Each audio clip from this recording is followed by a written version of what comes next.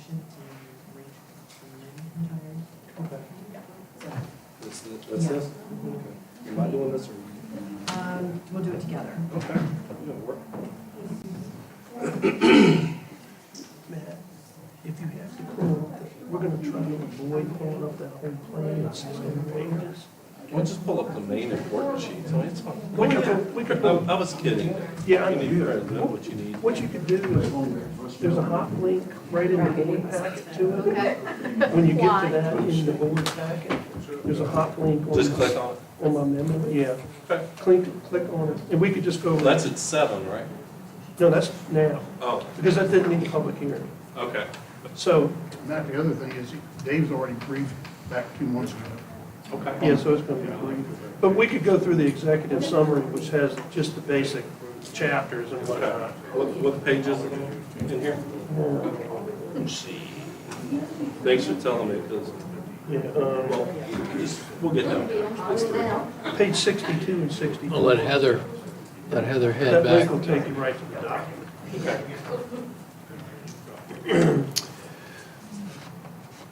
All right. Welcome, everyone. Thank you for being here. I will call the meeting of the Board of Supervisors to order and ask Matt to please lead us in the Pledge of Allegiance. Yes, would all members of our nation, citizens of our nation, rise and join me in the Pledge of Allegiance. I pledge allegiance to the flag of the United States of America and to the republic for which it stands, one nation, under God, indivisible, with liberty and justice for all. Thank you. Thank you. And Mr. Williams, I'll ask you to please give an opening prayer for us.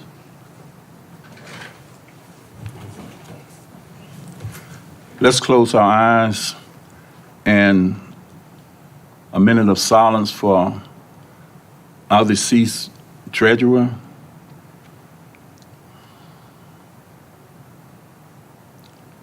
Father, we come to this place once again. The father of Shadrach, Meshach, and Abednego.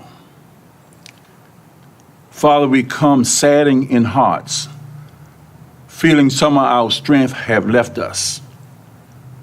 Father, but we won't just take time out, Father, to bless William and his family. Father, be with them and strengthen them in a way that you know how to do, Father, and teach all of us to love one another. Father, you gave us another little soldier named Tracy, who all the weight have fell on her shoulders, Father, and we, as a county, as a board, we ask you to strengthen her, to enlighten her. Father, now, once again, we have come to this place. Father, we come to this place to hound your business. Father, we pray that we'll be honest and truthful. Father, that in a way that we can do your work. Because all good things, Father, we recognize comes from you. So once again, Father, from the administration to our chair, Father, be with us and help us to hound county business, Father, as you would see how. Father, help us to put our personal goals and ambition, Father, that we can do the best for all. In Jesus' name, we all do pray. Amen. I was going to do roll call next. Do I have to still go first? He is changing the order. Okay. May I have roll call, please? It's my nemesis. I know, I Roll just call. can't get it right. Mr. Williams? Yeah. Mr. Kuntz? Here. Mr. Harris? Present. Mr. Jesse? Here. Mr. Kimbrough? Here. Very good, thank you. We'll now have entertain a motion to approve the consent agenda consisting of our current agenda, minutes from 3 meetings, the disbursements and payroll through pages 50 of your packet. So moved. Second. Moved by Mr. Harris, second by Mr. Kuntz. Any discussion? Roll call, please. Roll call, Mr. Kuntz? Aye. Mr. Harris? Aye. Mr. Jesse? Aye. Mr. Williams? Mr. Kimbrough? Aye. Thank you.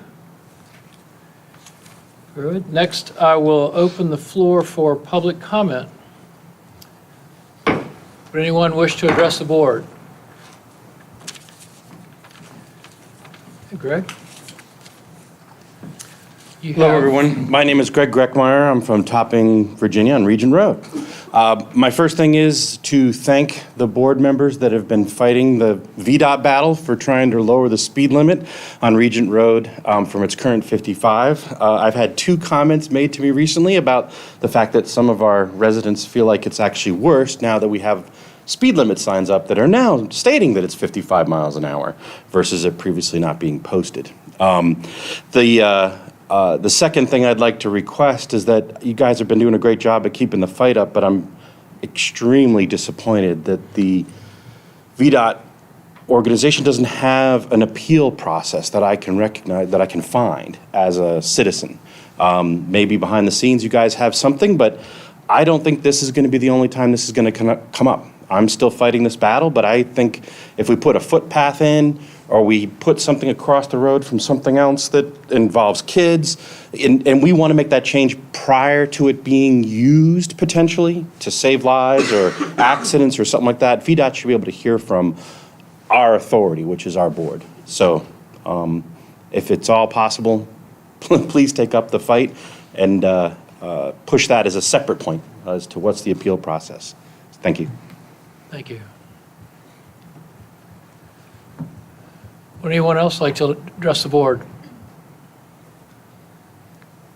All right, I'll close public comment period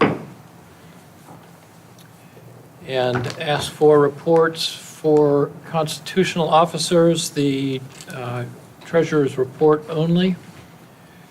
In your packet, Commissioner of Revenue.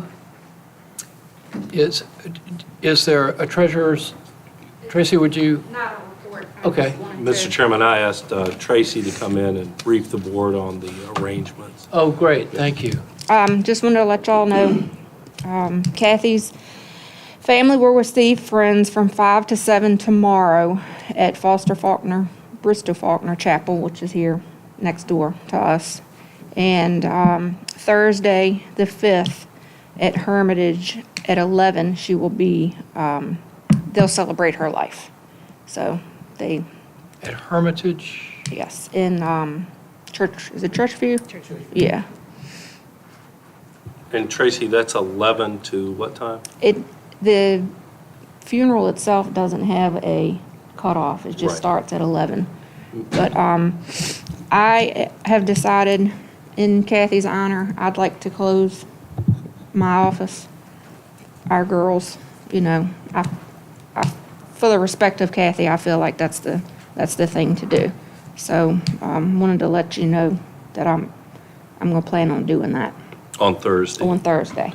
And Mr. Chairman, if I could piggyback on that, I know Kathy Thrift is near and dear to all of us. I was going to ask the board's permission to close the county offices so county personnel could attend the funeral services and then reopen as soon as we can get back on Thursday as well. I would just look for consensus on that. Do we need a motion on that? I think consensus is fine. It's not like a snow day. It's a lot worse, but I agree. yeah, we need to let the media know. We'll get some blasts out on our website. And the other action that we took after consultation with our chairman, we lowered the county flags to half-mast. It's not thankfully a regular occurrence that we lose one of our presiding constitutional officers in office.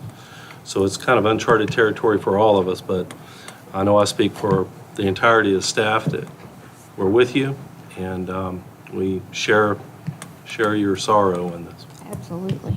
I'm going to give it my best. I was sworn in this morning, so it's treasure. Thank you so Okay. much. All right. Y'all have any questions for me or? No? Okay. Thank you. Thank you, Tracy. And Mr. Chairman, county attorney and I have a resolution. I should say the county attorney's drafted a really nice resolution. You may want to read that, or if you would like me to, I can.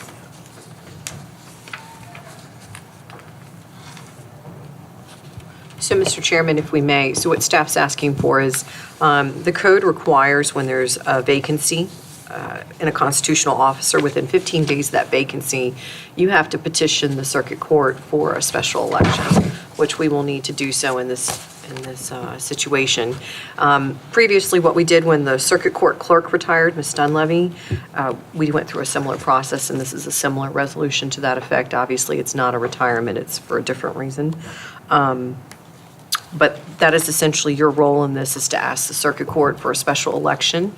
Ms. Wright, as the highest ranking deputy who's qualified to vote for and hold that office, is vested with the powers to perform the duties of a treasurer until the special election. So in November, the citizens will vote on whom will be essentially the interim treasurer for the rest of Kathy's term, which ends December 31st, 2023.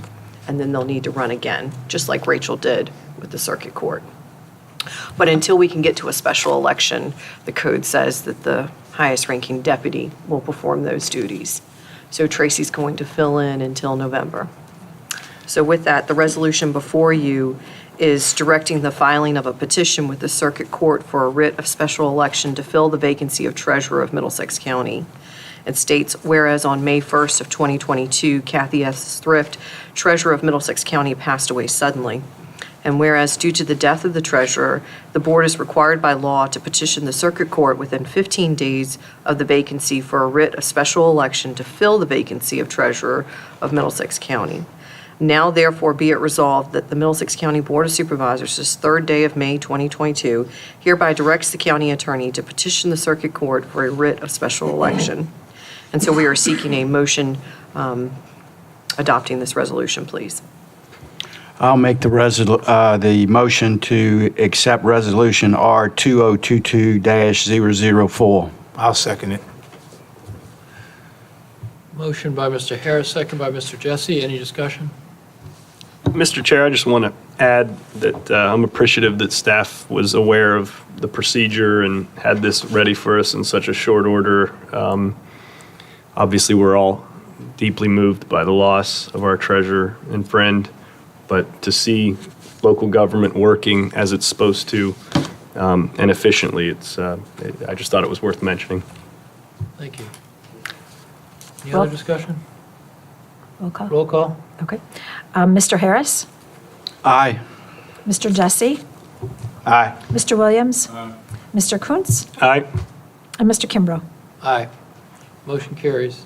I do have a question. So there will presumably be a campaign because it's an elected office, and does registration for eligibility for that election, I believe, is as soon as June, early June? So there's, I think it's June 20, don't hold me, I want to say it's June 21st. I need to pull the code section. The registrar was updating me on that yesterday. But it's a June date, middle of June, that they would have to have all their documentation submitted to be a candidate for the special election. That will be in the writ, and it's pursuant to a code section. I apologize, I don't have that. I think June 21st. right, it's a short time frame, and I Yes. just want to make sure that everyone who needs to know that is aware of it. Thank you. All right, well, thank you for that. Next, 3C, the Sheriff's Office, page 57 in your packet. Is there anyone from the Sheriff's Office? I can certainly speak to it. I didn't prepare this, but I was present. The county purchased a car-based computer system for summonses earlier this year. It was expected for the fees from that summons system to pay for the phone line costs related to it. We are asking at this time to appropriate the year-to-date revenues for those phone line costs. That's all this is.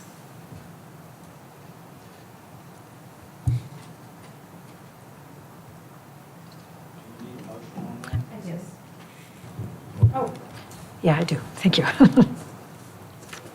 I'll make the motion to approve the budget supplementary request form for the Sheriff's Department. Second. Motion by Mr. Harris, second by Mr. Kuntz. Any discussion? I got a question. We talking about money, aren't we? How much? 1879.50. Okay. $1,879.50. That's correct. That's how much we received off these e-summonses, and that's how much we're appropriating to the expense. Any other discussion? Roll call, please. Mr. Jesse? Aye. Mr. Williams? Aye. Mr. Kuntz? Aye. Mr. Harris? Aye. Mr. Kimbrough? Aye. Mr. Chair, while we're on the sheriff's office and constitutional officers, is there any update on what we're doing with the sheriff's office, or is that something we envision talking about next month in terms of a new location? We're all here. Is there any update? I don't have any update. Would we get an update next month, or what's the next milestone? I think you'd probably be looking at me since I've been assisting as much as possible with that. We've met with Ben Burton of the Bay Design. They've presented us a preliminary, probably 2 preliminary draft of an architectural design. They're back to the drawing board, and we expect to meet the end of May. So there's a little committee, you also established that committee. We expect to meet with that committee probably the end of May, see where we are with the design, and then bring it. That's a great idea. Would you like at that time, after that, to bring the ideas back forth to you? I think we're in that interesting phase of a project where it starts to be something that should have a regular update, and I leave it to the board as when that starts and what's appropriate, but I just thought we were getting close to that point. I think the June meeting is June 7th, so we could invite the engineer and the sheriff in to give an update. I'll do that. That'd be great. Good idea. Next up, VDOT's report only. Mr. Chairman, I do have a quick update. We received an email today from VDOT that I think they'd want the board to be made aware of. There's upcoming traffic impact on Norris Bridge for May the 11th through the 12th from 9 a.m. to 3 p.m. Crews will be finishing up some routine scheduled annual bridge inspection. They'll be closing one lane down for that time period.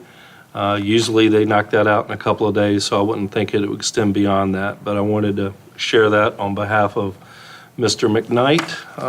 Was that the 11th and 12th? Yeah, 11th and 12th from 9 a.m. to 3 p.m. And they'll be shutting it down to one lane only.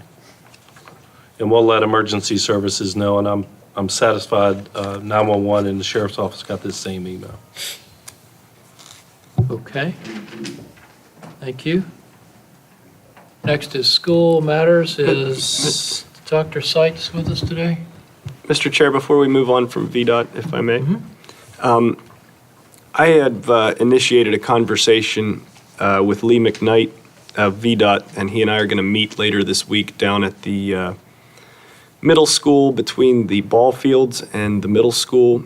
I had brought to his attention the lack of parking when we're at peak capacity between soccer and baseball and close of school, especially in the spring when some of these seasons coincide and some of the sports are more popular some years than others. There's a narrow throat that you have to get in and out to find out that the traffic is full. And so there are kids unloading and running around and late, getting to soccer and baseball and a lot of traffic that I think would be solved either with school property or the ball field property. There's a couple options to expand the gravel drive parking area.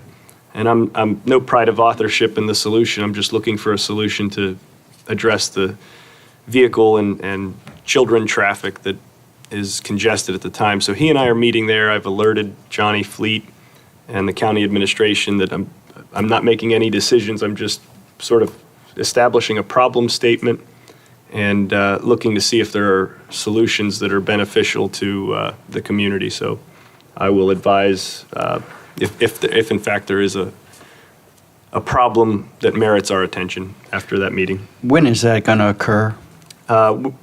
Right now, he said I can meet Thursday or Friday, and I said I can do Thursday early, and I asked him to define what early is. So as soon as I know, I can. Would you let me know? I'd Sure. like to be present for That'd be that, great. if possible, and early's better for me than Yeah, and late. I'm not meeting to disclude anyone. I'm wanting to Yeah, get the sure. ball rolling, so And it'd be I saw your email. perfect. Yep, I'll let you know. Thanks. Okay, thank you. Is this something that's part of VDOT's scope, or are they just sort of volunteering to help give an opinion on it?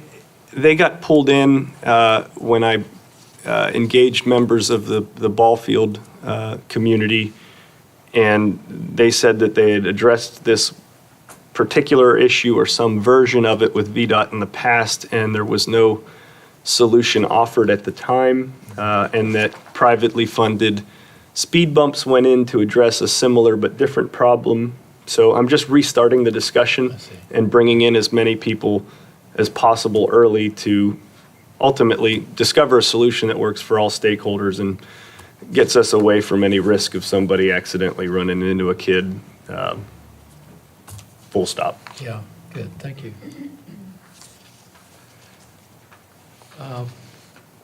Dr. Seitz, I don't see in the audience. Is there any other source of a school update? Okay. This Social- probably as good a time as any to mention, Mr. Chairman, the school financial officer was on vacation last week, and we decided that it would probably be in everyone's best interest, similar to what we did last year, to get with them on the appropriations resolution on the budget and have that in front of the board in June. So you don't have the appropriations resolution in your May packet as we normally do. I say normally because last year we did it in June too. So we plan to have that for you in June. Okay. Okay. And if I may, on the 29th of April, she did send an email identifying that she will not be in attendance today. She doesn't have any appropriations or transfer request, ergo, she right. wasn't sending anybody. Okay. Very good, thank you. And Mr. Chairman, while we're handling appropriations and budget transfer requests, I was going to handle this under the county administrator's report, but it's probably timely and more appropriate to handle under constitutional officers. At your seat, you have a request from Mike Hurd, our Commonwealth's attorney, about a budget transfer request. If, with your permission, I could go ahead and handle that now Okay. and kind of go over that. You may recall during Mr. Hurd's budget presentation in February, he had discussed his efforts to try to get this position reclassified and potentially more funding for the position. Those efforts are ongoing. In fact, I've kind of fallen in with Mr. Hurd. It's hard for me not to call him Mike, but I'm going to try to be more professional with that. We are both going to be discussing this situation with Keith Hodges and our senator, along with the comp board over the next couple of months. We plan to try to make a more earnest effort to see if we can get that position reclassified. In anticipation of either making that happen before the budget is adopted in July and/or next budget year, he has asked for this budget transfer with some savings that he has seen on maintenance service contracts to help bring that position up a little bit. And then you will probably see another budget adjustment or appropriation request either from Mike or myself in July based on our efforts with the state.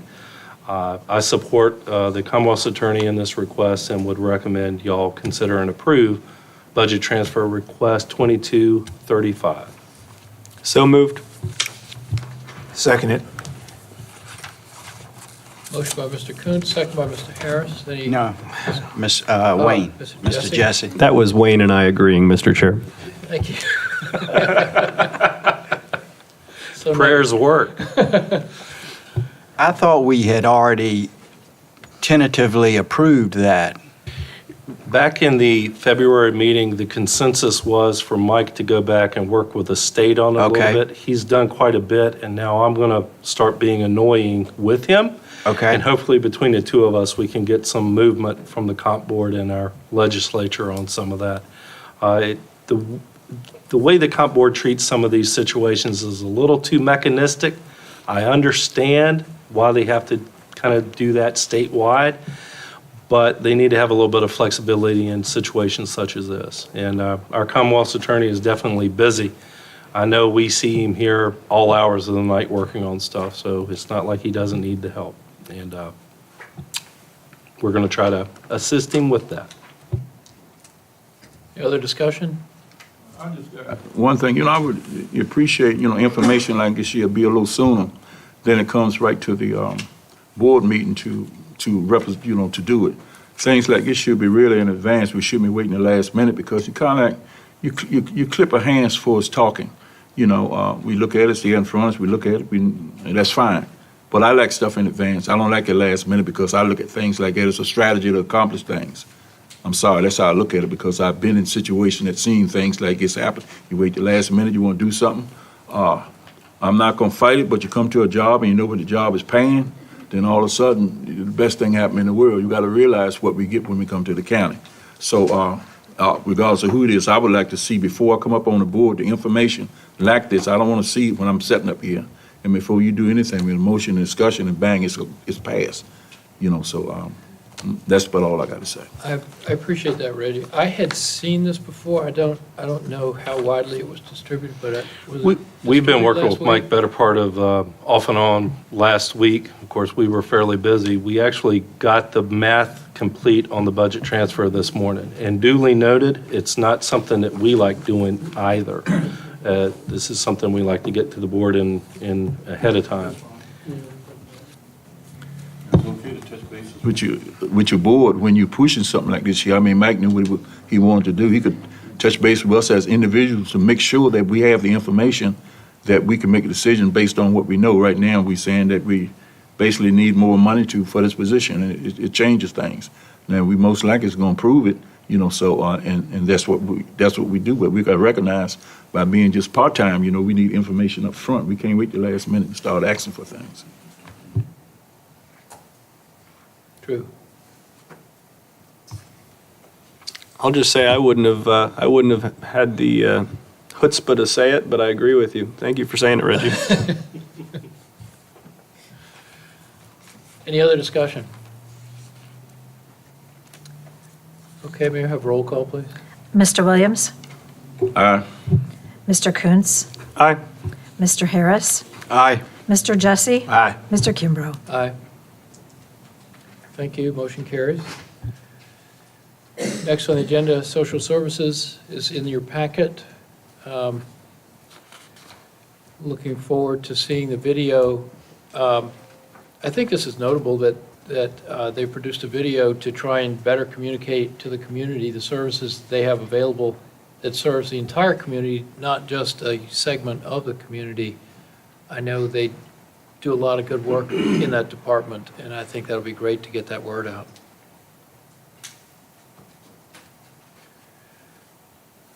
Next up is Dave Kretz and Dave Lehman, Planning Director and All Hazards.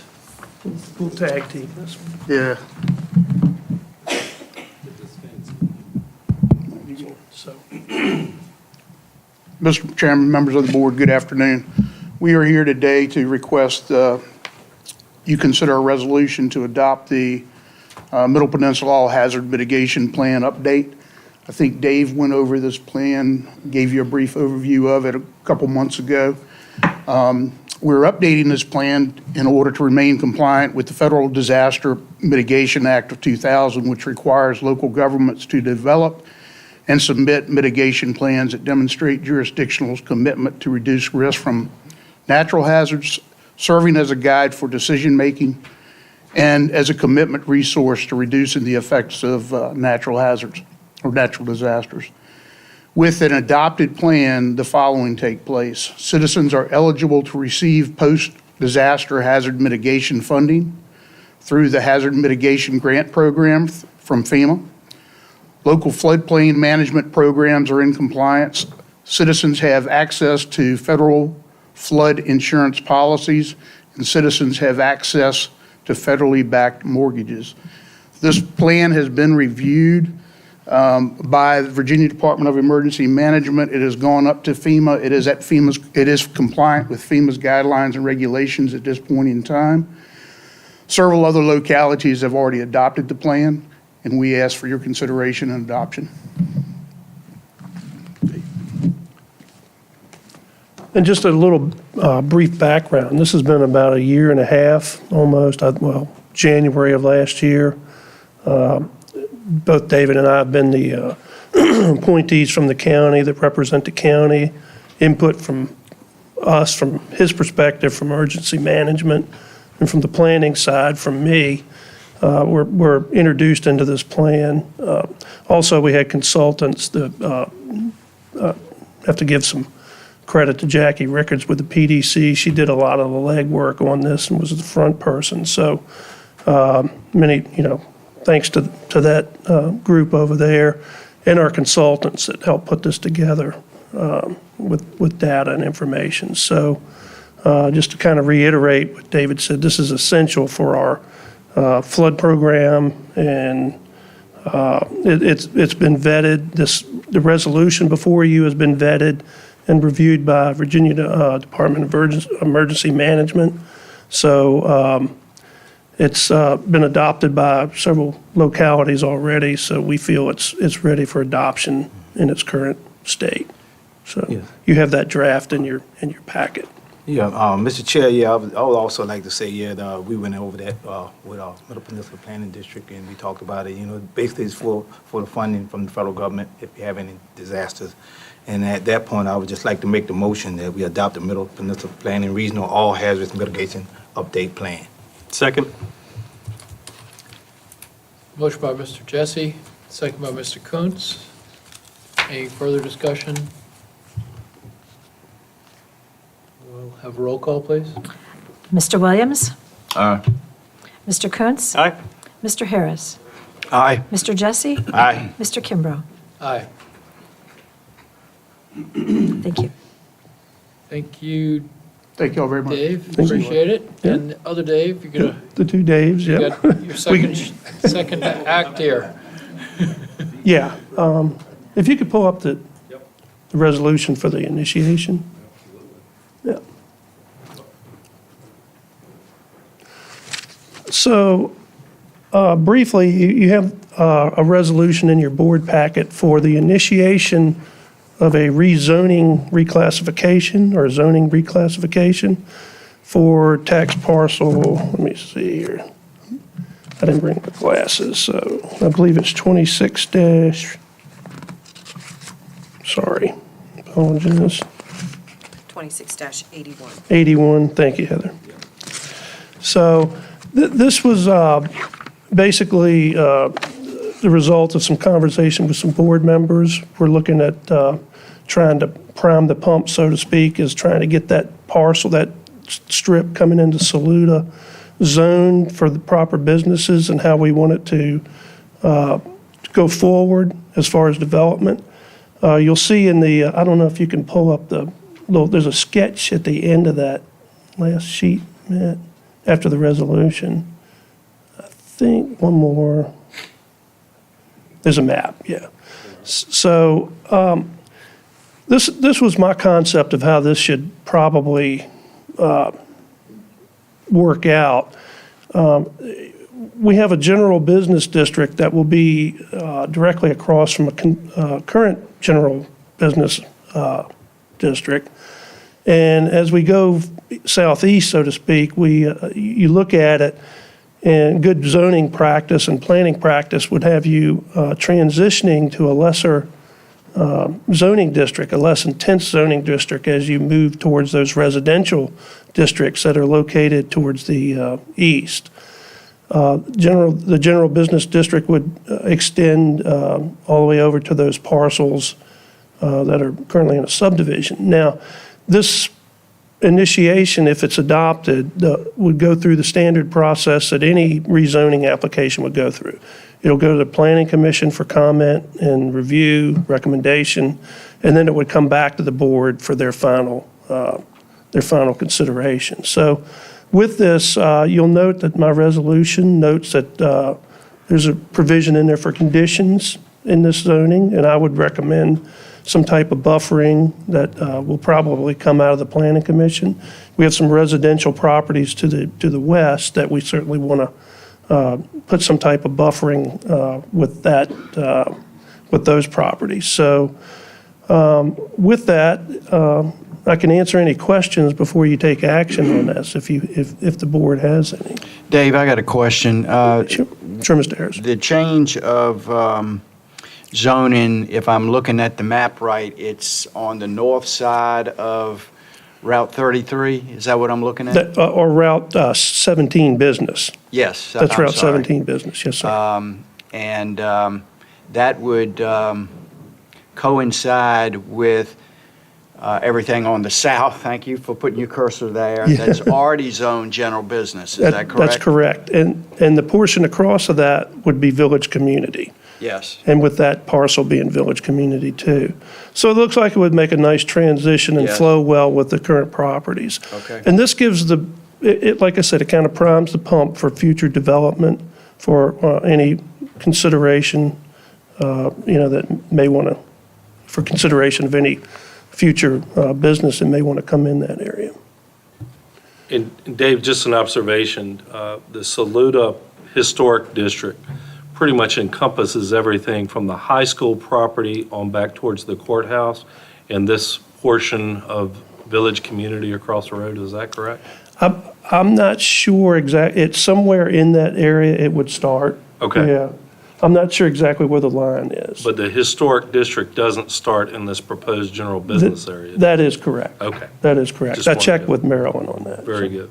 Okay. So, And just real quick, Mr. Chairman, the high school property is located right here. That give you a little bit of bearing. And I think this is Riverside Brick. That's correct. And the village community part is where everybody recognizes as overflow parking for the schools. Some of that, yes, sir, Mr. Jez. And some of it would be in the general business. Dave, what District- precipitated the whole process here? Just the discussions. Yep. And this with is the you board. proactively saying, if that's something we're thinking about as a community, and I'm looking with my zoning hat, that really should have a change in zoning. Is that That's the story? correct. That's correct. Thanks. Yes. It's through discussions, yes. Well, Dave, I think you've done a great job. Thank you, sir. I'd like to make the motion on Resolution R 2022-003 to approve the zoning change request. Second. Motion by Mr. Harris, second by Mr. Kuntz. Any discussion? Call a question. We'll call a question. Mr. Kuntz? Aye. Mr. Harris? Aye. Mr. Jesse? Aye. Mr. Kimbrough? Aye. Mr. Williams? Sorry. Motion carries. And for Thank your you, Dave. calendars, this will go to the Planning Commission in June. I guess it would come to this board in July. Is that correct? Yeah. So Great. for scheduling purposes. Yes, Thank sir. you. Appreciate that. Yes, sir. Thank y'all. Mhm. All right, next up, Matt, do you want to introduce Ken? I'd love to. Mr. Chairman, gentlemen of the board, ladies and gentlemen here tonight or this afternoon, Mr. Ken Turner is going to be giving us an update on, I'm going to let the cat out of the bag a little bit of good news regarding sewer in Deltaville. And after him, we have Jeremiah Burford giving us an update on the HRSD recent bid on Cook's Corner sewer. So Ken Turner, as the board is aware, is our consultant engineer working on the county sewer collection systems that we're engaged with Timmons on reviewing. We've completed the PER on topping, which we've already had the briefing on that, and this is the PER on Deltaville. Ken, welcome. Thanks, Matt. Mr. Chairman, members of the board, thanks for this opportunity to address you this afternoon. There's a PowerPoint presentation that I had uploaded that looks like it's being pulled up here shortly. Before I get into the discussion with Deltaville, I just wanted to give you a brief update on topping. We did get the go-ahead to start on the design. We are working on the layout of the force main and some preliminary layouts for the pump station site. Since we were awarded the contract for design, the county has purchased a strip of land from VDOT. Initially, we were going to site the pump station on county property, outboard of the VDOT property. HRSD requires the pump station sites to be located where they have fee simple ownership of the property, so we couldn't have done a land use permit to locate it in the VDOT right away. When Matt informed me that the county purchased that strip of land, we moved the pump station site about 100 feet closer to the road and closer to the RPA to maximize the future use of that county property for any industrial development or anything else that would happen around the airport. And we're getting ready to do the soil borings at that site in the next week or so. So things are moving on with the design of topping. And this is the update for the Deltaville wastewater collection system preliminary engineering report. We've submitted that to the county, met with the sewer committee. They had a couple comments and we incorporated some changes that were discussed. Next slide. So what we ultimately decided to do was to follow the deployment of the water system that is currently under construction and completed in some portions of the county. Requirement of HRSD is that if you want to hook up to the sewer system and be a customer of HRSD, that you have a water meter that's owned, operated, and maintained by a municipal entity. So the only locations in Deltaville that would be eligible for extension of the sewer are the areas where the water system is extended in blue, and that's shown on this exhibit here. Next slide. We had come up initially with a phased approach for development of the sewer system to spread this out over a number of years. We had initially had 3 phases, and then after going back and forth with members of the county and Matt and the sewer committee, we did add some additional areas to include some marinas up in the Timber Neck area and provide provisions for extension of the system. So if the water system were deployed and the sewer system was in place, that some of these marinas may be able to get back in service because they have issues with their treatment plants or their sewage disposal system. When we initially looked at the phased deployment, as we moved forward, we thought about potentially bidding all of these projects at once, given the current economic conditions and the inevitable raise in interest rates. So that's something I'll address when I talk about the cost. Next slide. So for phases 1 through 3, we have identified about 653 potential connections. Those are initial customers and then future connections in the phase 1 through 3 service area. The flow rates are up there, and peak flow rate and the pumping rate that we're going to use for this application is 175 gallons per minute, which is the peak flow rate.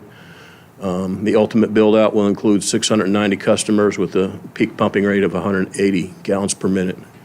And the HRSD flow allocation for the Deltaville service area is 160,000 gallons per day, or 111 GPM with a peak flow rate of 278. So with the average day demand that we are looking at ultimate build-out of 103,000 gallons per day, that's below the HRSD allocated threshold. So it's going to be a situation of solicit the public up there to see who's interested in connecting to the sewer system, and that's a discussion we'll probably have to have at subsequent board meetings. Ken, can you elaborate a little bit on the allocation as a target? Is it something we have to hit, or can you just refresh our memories? No, HRSD, when they looked at the projects that Jeremiah is going to go over after myself, they had to determine how much flow would be coming from each area in the county. So they've allocated flows for Saluda, Urbana, Topping, Deltaville, Christchurch, and some other potential service areas in the future. And they were below the flow projections in the initial preliminary engineering report that Bowman did. And I brought that to the attention of the hydraulic modeling folks at HRSD, and we had a discussion with Jay Dano and Bombos, and they're aware of that. And essentially, if Middlesex has a big boom sooner than later, and that flow allocation is exceeded. HRSD has indicated that if we build the system and the allocation is exceeded, that it's on HRSD to provide the additional capacity to meet that flow rate. So, taking that story and putting the numbers to it, this Deltaville project has an average flow of 72 and a peak of 180. The HRSD allocation numbers, that's what HRSD is allocated to all of Middlesex, or? That's just the Deltaville allocation. That's the Deltaville allocation. So we're below the Deltaville allocation as seen on the screen. Correct. But should we ever surpass either average or peak allocation from Deltaville, they're saying they would be on the hook for dealing with it? If you exceed the average day capacity, if you exceed the peak flow, and it's a result of infiltration and inflow, that's a different story. If the county collection system is so leaky that every time it rains, you get a bunch of inflow, Sure. then you'll get a call from HRSD to say you need to do an I&I investigation, identify where the rainfall or other inflows or infiltration are entering the system, and mitigate that. But on the average GPM, we're allocated 111. We think this will be 72. If ever it exceeds 111, HRSD is saying they will handle that excess. Yes, based on an allocation per equivalent residential connection of, I think it's 150 gallons per customer per day. They're not going with the 775 GPM that they use for the rest of the region, since this is a rural county and there's a lower flow allocation. Yeah, and that was my final question. It looks like the ratio between our peak and our average is roughly 2.5. How atypical is that? 2.5 is the peak that you see during a diurnal curve on any given day. So when you look at flows in a water system or a wastewater system, at night when everybody's asleep, it's below 1.0 times the average day demand. When everybody wakes up and then when they get home to cook dinner, that's when you see the peaks of 2.5. So in the morning and the evening, you have that peak for a couple hours, and then the flow averages out to the average day demand. So does the design account for anything other than diurnal? Does it account for seasonal, like where our population in Deltaville might swell and we have more usage than a normal population? No, It does not. does not. Why would it not? That's the design criteria that we typically use. In the winter, we may need to implement a flushing program because the flow rate is so low, everybody's, not going to go to the beach when it's cold and snowy. So is it fair to take that information as this is designed where it's lightly used to the point where we may have to do flushing things on the low end in the winters, more so than we might be at risk of a huge summer population coming in and overloading the design capacity? That's an accurate assessment, yes. Okay, thank you. Yeah. And we haven't even done the solicitation to determine how many customers in Deltaville are going to want to hook up to the system. So these are all flow projections at this point. So we need to embark on a program similar to what we did for the water system in the near future as well. Sorry, Ken, one last question. Let's go 5-10 years forward and we're operating the system, whoever's operating the system. Do they have annual reports or quarterly reports that sort of indicate for those managing it if they're approaching design thresholds, be they average or peak? That is something that HRSD will monitor. We'll have flow and pressure recorders at the terminal pump stations that deliver flow to HRSD. And they typically monitor those SCADA data readings during rainfall events, whenever you have a qualifying event, which is 1 inch of rain in a 24-hour period. And they, would look at the response and see if it, and then compare the peaking factor of the flow during a rainfall event. And in the past, when I was at Norfolk, if the peaking factor reached 5 times the average day demand, HRSD would call you and say, hey, you need to do a find and fix thing and go figure out where this I&I is coming from. And if the peaking factor got to 10, that's consent order territory where 10 times the average day demand is way too much to be getting into the system. And that would be 10 times the metered water consumption. So is it would you characterize it as HRSD's responsibility as a normal operation activity to be monitoring the design capacity versus actual, and sort of be reporting back to the localities as things progress? I mean, is that basically Yeah, typically. HRSD best practice? Yeah, and then your new city engineer would probably work hand in hand with the HRSD representatives. Perfect. Thanks, Ken. And I could probably add a little bit of insight to that, too. Even in Deltaville, with the county maintaining the collection system minus the grinder pumps, that's still planned to be the homeowner's responsibility. The the pump station, the central pump station that pumps into the force main, pumping into the interceptor main that HRSD will maintain, will also be maintained by HRSD. So the pump station's built to their specifications, turned over to HRSD for operation and maintenance. And as they start reaching design parameters for that pump station, they will definitely be in touch with us, letting us know we need to make some expansions and assist them in giving them some predictions about future growth potentially. I think the threshold that Ken and Timmons have provided here is probably going to be good for the next 5-10 years. Matt, if you wouldn't mind taking a note, my experience operating water and sewer at the Coves as a volunteer. Right. One of the things that on the sewer side we have had trouble with in counting on residents to maintain grinder pumps and their portions of the system is compliance with the Chesapeake Bay Act and knowing when people are pumping out. They're supposed to pump out, I think, every 5 years. A septic pump out? Septic. Right. But the point being, I just think we as a community should note as we progress closer and closer to having actual sewer deployed, whatever lessons learned we can get from anybody who has experience in rural septic and rural sewer. My experience being there are laws on the books in terms of pump out requirements that don't apply here, I don't think, but if there are requirements that are to be enforced by somebody other than us that are on those that are basically part of this system, be it just grinder pumps or whatever, I want us to be very leery of how hard it is to enforce if we haven't given ourselves teeth prior to the rollout of the system. Does that make sense? It does. It makes a lot of sense, and something that we'll probably be discussing in more detail as we start moving into the maintenance and operation phase of the system. Something that you probably remember repeated in previous discussions is this is one of the main reasons you have a water meter. Because if someone does have a misfunctioning or malfunctioning sewer system, you can't just cut their sewer off, but you can cut the water off until they fix it. And that's an enforcement measure. Yeah, I'm taking this a little far afield. These things come up sort of like every 6 months, and this is my time with Ken, so I apologize. And that's also about the time that I remind everybody it's a voluntary, non-mandatory connection type system. So it's only for the people who want to connect to it.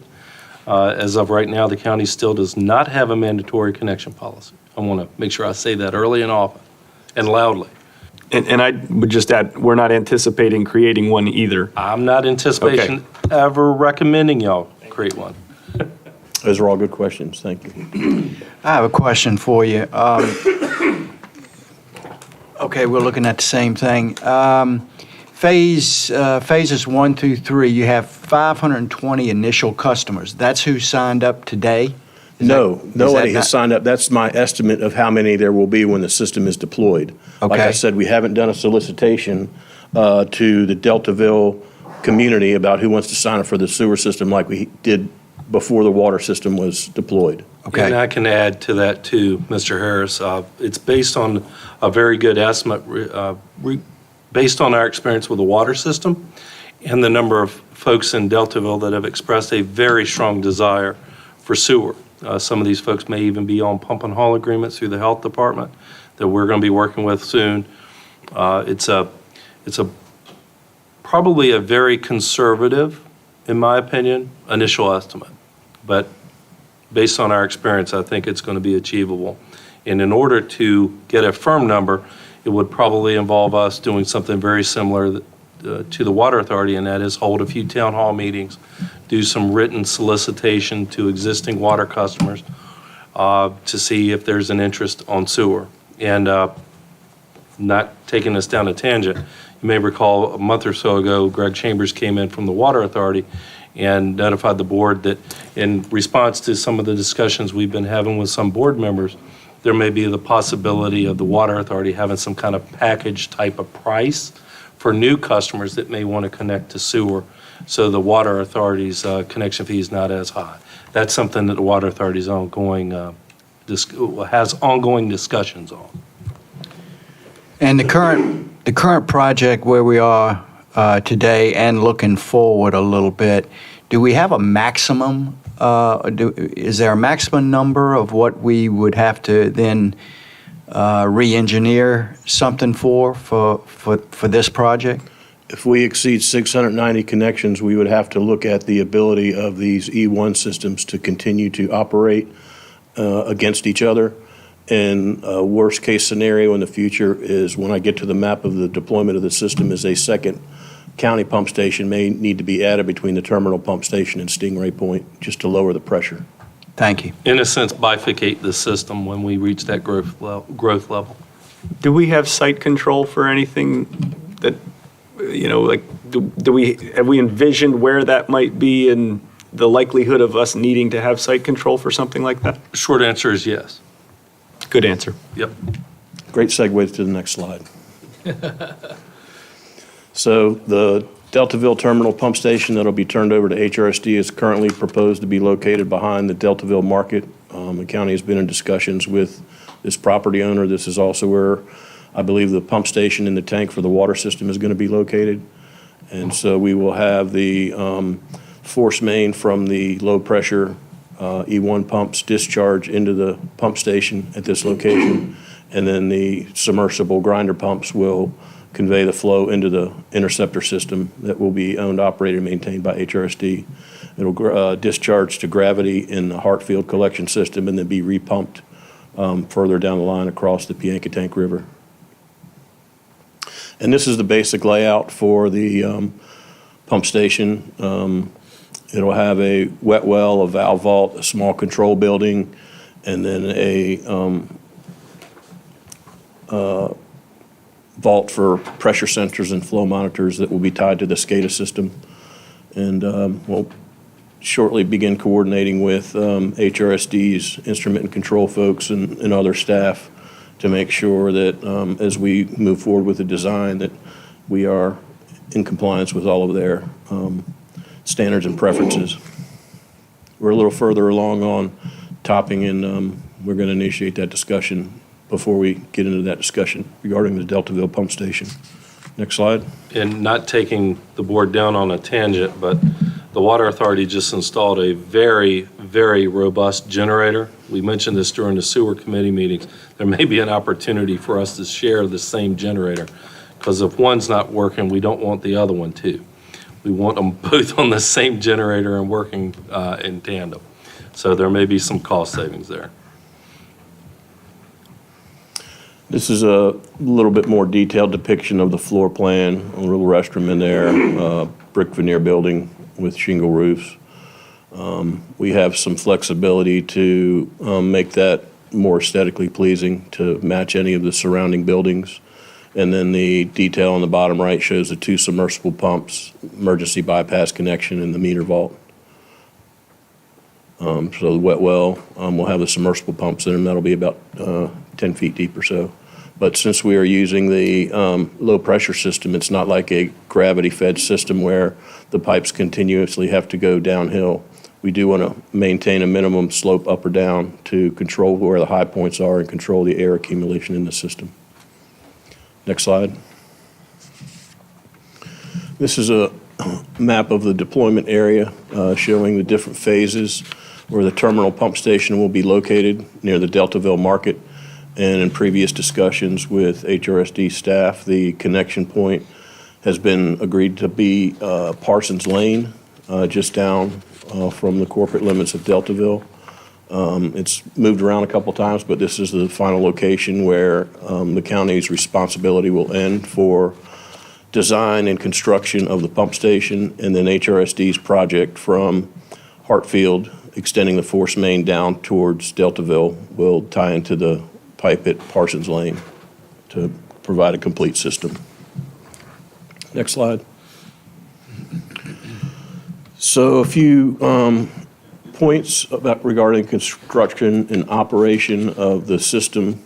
With respect to construction, the county will design and construct the collection system in the terminal pump station as well as the county portion of the force main. HRSD will construct the force mains, pump stations, and equalization basins that will convey the flow to the treatment plant.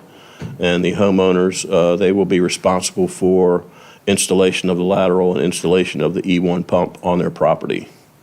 With regard to maintenance and operation, the county collection system will begin one manhole upstream of the pump station, most likely at the fence of the pump station proper. And the county will maintain the collection system and operate it and collect the revenue associated with collection and conveyance of flow to the terminal pump station. And HRSD will own, operate, and maintain the terminal pump station and the force main and the other assets. So the homeowner will be responsible for the E1 and the lateral and running the electric with an alarm to the grinder pump to be located near the right-of-way. Next slide. This is just a little graphic showing, the typical installation. We want the E1 to be located as close to the street or the right-of-way line as possible to minimize the length that the county will be responsible for.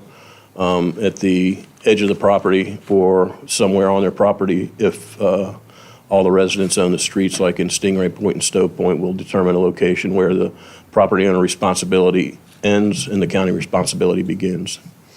So HRSD require a sewer connection to be connected to a household that has a municipal water system with a water meter on it. And the sewer charge will be based on the metered water consumption that goes through the water meter. And that's how they will monitor, the HRUB system bills for water usage and for sewer usage and collection and conveyance.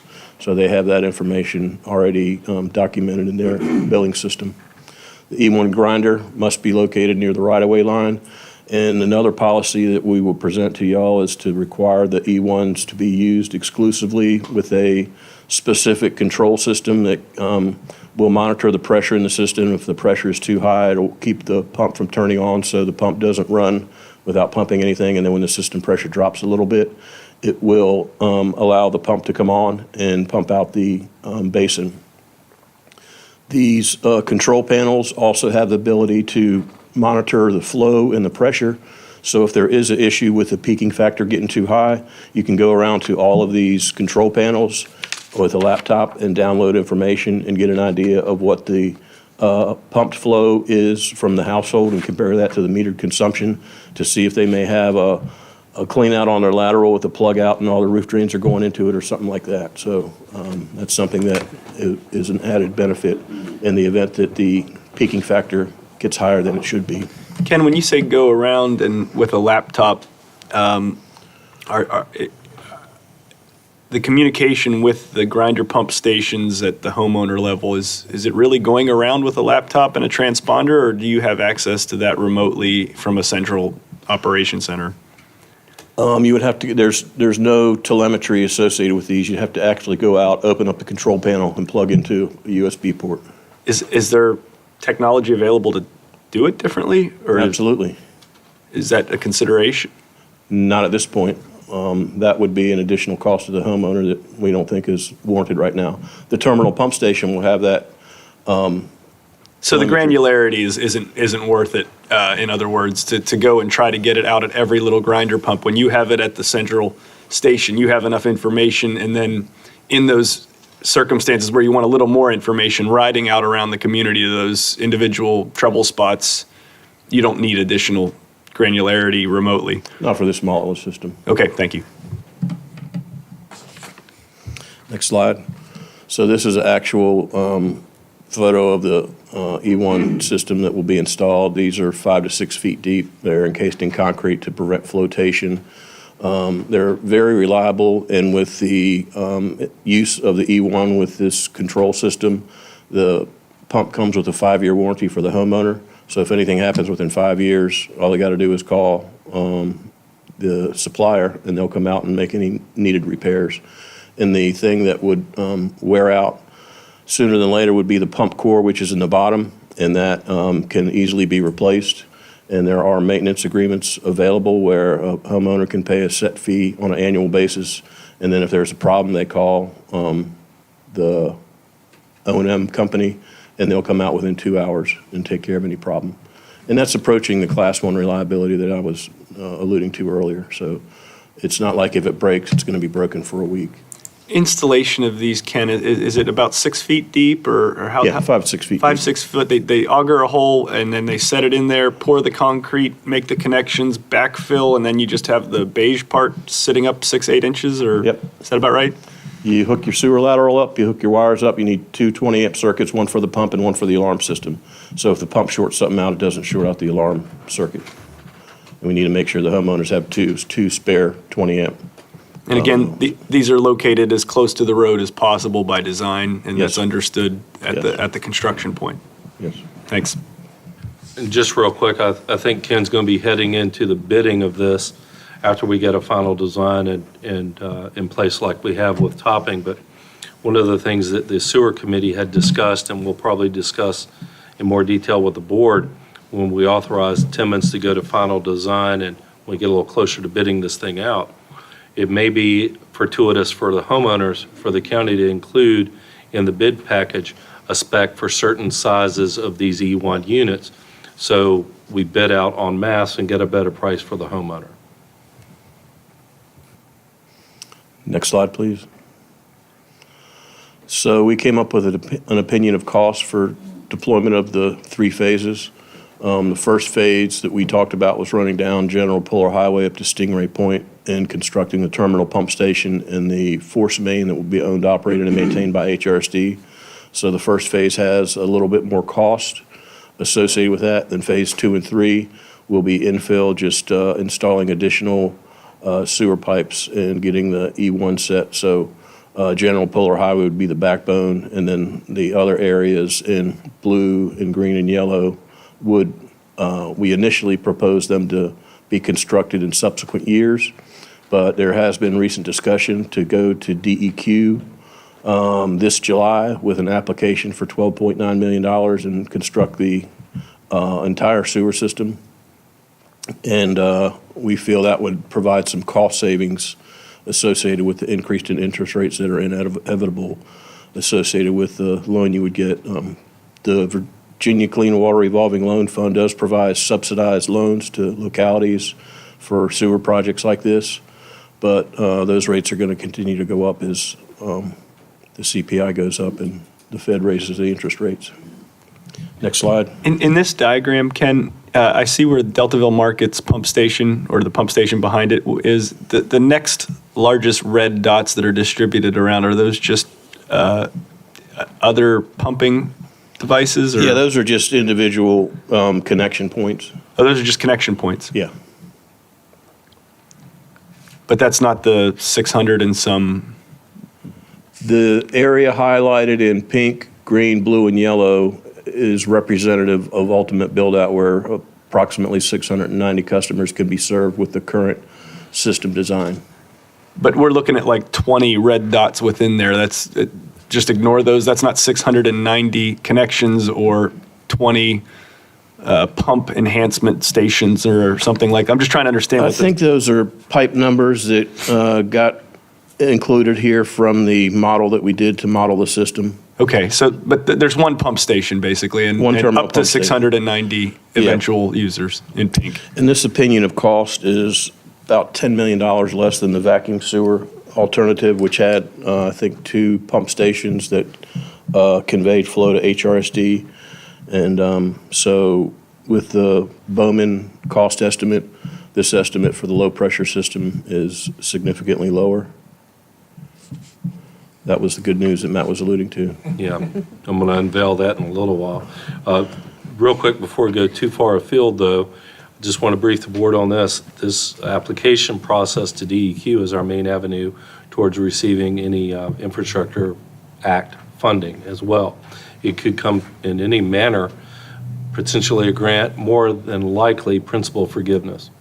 And we're continuing to discuss that with VDOT. So they're aware of our applications. DEQ. Oh, excuse me, did I say VDOT? Yeah. It's on my mind because I was looking at John. But yeah, DEQ.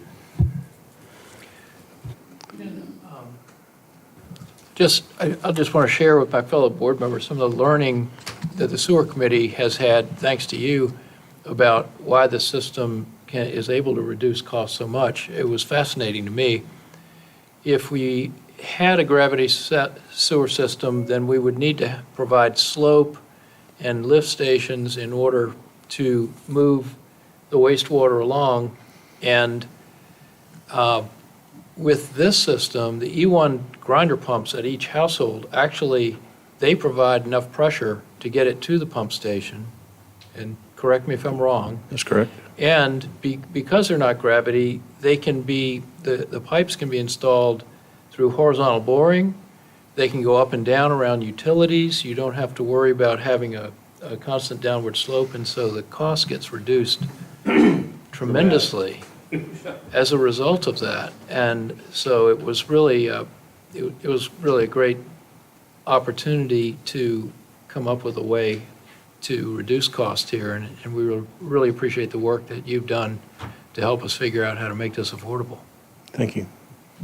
Well, and I can piggyback on that. The Water Authority has been a very a great learning experience for all of the staff that's been involved in that. And exactly what you said, Mr. Chairman, trying to retrofit a water system and a sewer system into a community designed without it is challenging, because the utilities beat you to the punch and they get in there first, and then you try to dodge those.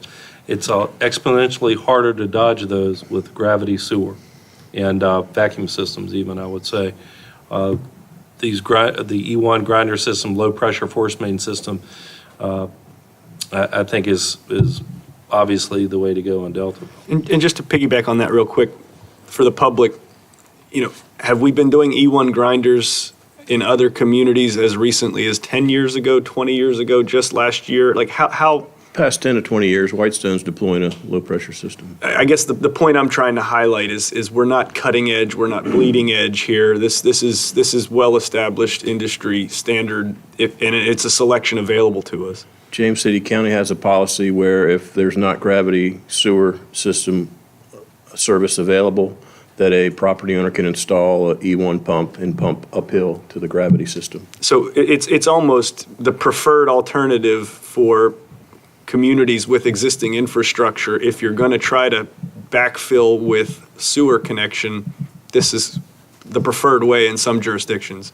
The other driving force is with the gravity systems, the longer you go with a run of gravity, the deeper you get, and you're all aware of where the water table is in Deltaville. Yeah. Sometimes it's above the ground surface.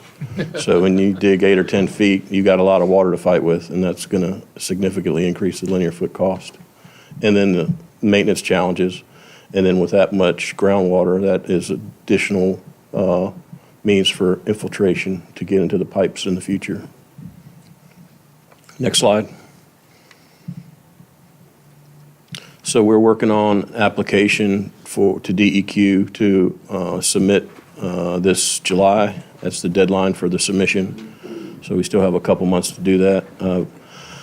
Got a few more tidbits of information I need to get, the top 10 water customers and the top 10 employers in the county. But I'll probably be sending a draft of that application to Matt and the sewer committee within the next week or so for review. And with that, I'd like to address any other questions that the board or anyone may have.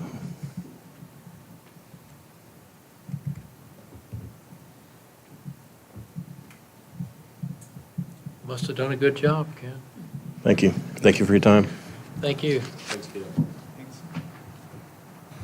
And we will probably come back to the board for authorization to move the final design unless the board's comfortable to do it tonight.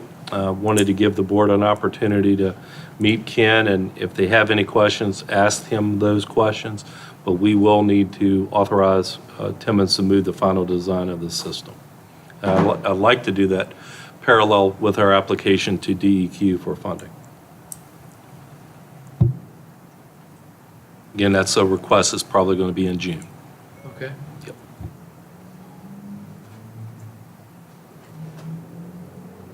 Next up on the agenda, Jeremiah. Got 2 acts to our show tonight. Welcome back. Thank you. Appreciate it, Chairman, Board. Thank you for having me. I'm here to talk about the Cook's Corner Service Area, RH Suresty CIP MP013500. We did send that out to bids last end of March, and we received our bids on April 21st. We had 2 apparent bidders. One was from Tidewater Utility. The other one was Walter C. Vila, with the Tidewater Utility bid coming in as the apparent low at $3.7 million. Our OPCC from the engineer kit was at $2.9 million, which is about 28% lower than the apparent low bidder.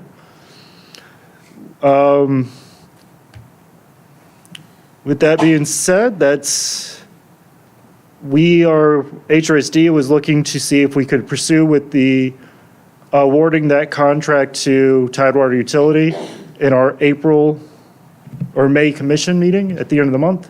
But one of the authorizations has to come through Middlesex as well.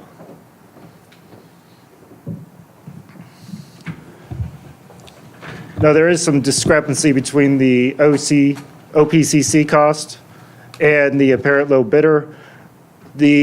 What we have discovered as of April 21st was there is some volatility in the market, as everyone's very aware of. There is also some difficulty in constructing this project with it being a deep gravity in a already established area. So that was some of the costs and concerns that we're hearing from the various contractors. It's a doable project and it's a constructible project overall. What was the OPCC value? That was $2,943,675. And were there other bidders that were unresponsive or unqualified? No, we received 2 bids. One was from the Tidewater Utility and the second was from Walter C. Vila. What was the primary reason for the discrepancy in their bids? Between the two bidders? The primary discrepancy was the cost of the gravity sewer system. The gravity sewer system came in at $365 for Tidewater Utility. The Walter C. Bid came in at $625 per linear foot. So that's a change of about $700,000. So linear feet of what? Gravity sewer system. So both installing the same gravity, they had a different rate of install? Yes. And is that related to trenching labor? We don't know? We don't know. That's not a question that we get into, but they could be various things. They could have got a different price for the product. They could have, it could have been experience of installing deep well gravity sewer. There's multiple reasons why there would be a difference in cost. Is there any reason to be concerned that there's such a dramatic spread in their 2 prices? We've got 2 bidders, one saying they can do it for 3, the other saying they can do it for 6. That's a pretty big difference. Do we know what the real price should be with that information? Do we know what the real price should be? We go off of historical data. 365 feet, or per 365 per linear foot is a bit high, but this is an 18-foot deep gravity sewer system at the pump station. It does shallow up as it gets near General Puller Highway, which does make an easier constructability. But the 365 does not alarm me by any means, my experience. Thank you. So 365 is a bit high. What would you use as a comparable industry standard linear foot number? Right now, it's hard to say with the price of material and labor costs has gone up over the last few months. I have not had a gravity sewer system personally, I've not bid one out for about 4 years now. And that was 24-inch gravity sewer, and it was about $315 a linear foot. So 4 years ago, 315, and that was not the same, that was a 24-inch pipe as opposed to 18-inch? Yes. So it's a larger diameter pipe, but it was in a major fare through in Hampton. So, Yep. so a little different animal, but that was the main difference in cost. Did you consider throwing out Walter C. Villa just because it was so inordinately high, given that you had another bid at 365? Does that not make Walter C. Villa look like they're out of the market? No, we award to the parent low responsive bidder, and that's who Tidewater appears to be at this time. I understand 365 is lower than 625. I'm just trying to understand how realistic 365 is. And for the two responses that we have, we've got two data points. And I'm just wondering, does 625, if you never saw 365, what would you be talking about if you just had 625 to show us? We'd have to go off what the engineering estimate was, which I do not have that number in front of me, but I can provide I that. think it was like 2.9. It's been steadily going up over the last several years because of the inflation period and of COVID. I think we started out around 2.3, and then it went up to 2.6, and then I think the last number I remember was like 2.9. Can you explain what 23, 26, 29 mean? 2.3 million, 2.6. Oh, the overall cost. The overall cost of the Okay. project, yeah. So now we're sort of getting away from the granular price per linear feet that led to the difference between the two bids, and we're yeah. looking at the bids where they shot in compared to what our estimates, but our estimates also admittedly came a year or more ago, pre-significant inflation And No, almost, well, go ahead. No, this OPC came in 2 days before bids, Okay, so there was items that were missed on that cost estimate. so would you characterize the results of this, the 365, the 625, or the overall numbers, would you say, even though we were basing off of our estimate at the time, contemporaneously, it's no surprise that we were this much below what the market came back, because we were admitting going in that this is a crazy market? Yes, that is a valid point. We've seen across the board about 20 to 30% higher than our cost estimates currently. So in fact, you're basically relying on your experience with other projects that are going out to bid, maybe not exactly the same scope, but in general, your estimates are not as great as they used to be, because there's less contractors, there's less labor, there's higher prices of equipment, et cetera, et cetera, et cetera. Yeah, there's a multitude of reasons of that. You got to look at, our data is about 2 months old, we'll say. Yep. They're receiving data of cost of products the day before a bid comes out, and that cost is 20%, 30% higher. So our data, we're going off of 2-month-old data as we're developing these cost estimates. We can't fudge the numbers to make it work in the system. We have to use data that's already been provided. It may only be 2 months old. That data used to be good 2, 3, 4 years ago, but current market right now, it's hard to keep these projects on track and keep the prices where we believe the prices are right now. Yeah, understood. And so with all that said, and making the recommendation, as I understand it, that you would think it would best to go forward with Tidewater, what assurances have you in your mind that this isn't a case of Tidewater having not enough work and they have availability, and they may even have availability because they're not the best contractor in the class? Is that a concern at all, that, if everybody's busy and somebody's not, they can come in at a little bit of a lower price? Do you understand what I'm saying? Jeremiah, can I, if I may, Mr. Coons, so this is something that came up quite a bit with Waters. You're going to check the references for Tidewater before they are officially on board, right, to verify that they are in fact a legitimate? That's something we did with our water project, is we actually called and verified their references to confirm that very concern, that they weren't just the guy who couldn't get a job because he did everything wrong. Yeah, if I may. Well, I think it's part of the overall you're gonna do that, process to right? vet Yes, the okay. contractors for Yeah. lowest responsible and lowest respondent. Well, I mean, in all responsive and seriousness, responsible. this is the moment Yeah. right now at which we ask those questions, so that later, when other people ask those questions after something goes wrong, they don't ask why we aren't asking these questions. No, I So absolutely agree. No, I completely understand, and we have contacted the reference that goes along with it, and they have supplied their bonds that shows that they can bond this project as well.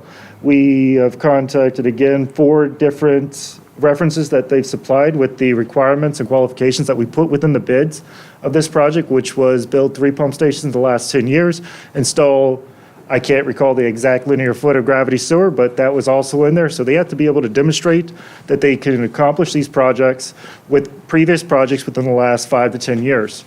And they have, at this point, demonstrated that they have accomplished a project similar to this scope in the past. Perfect. Thank you.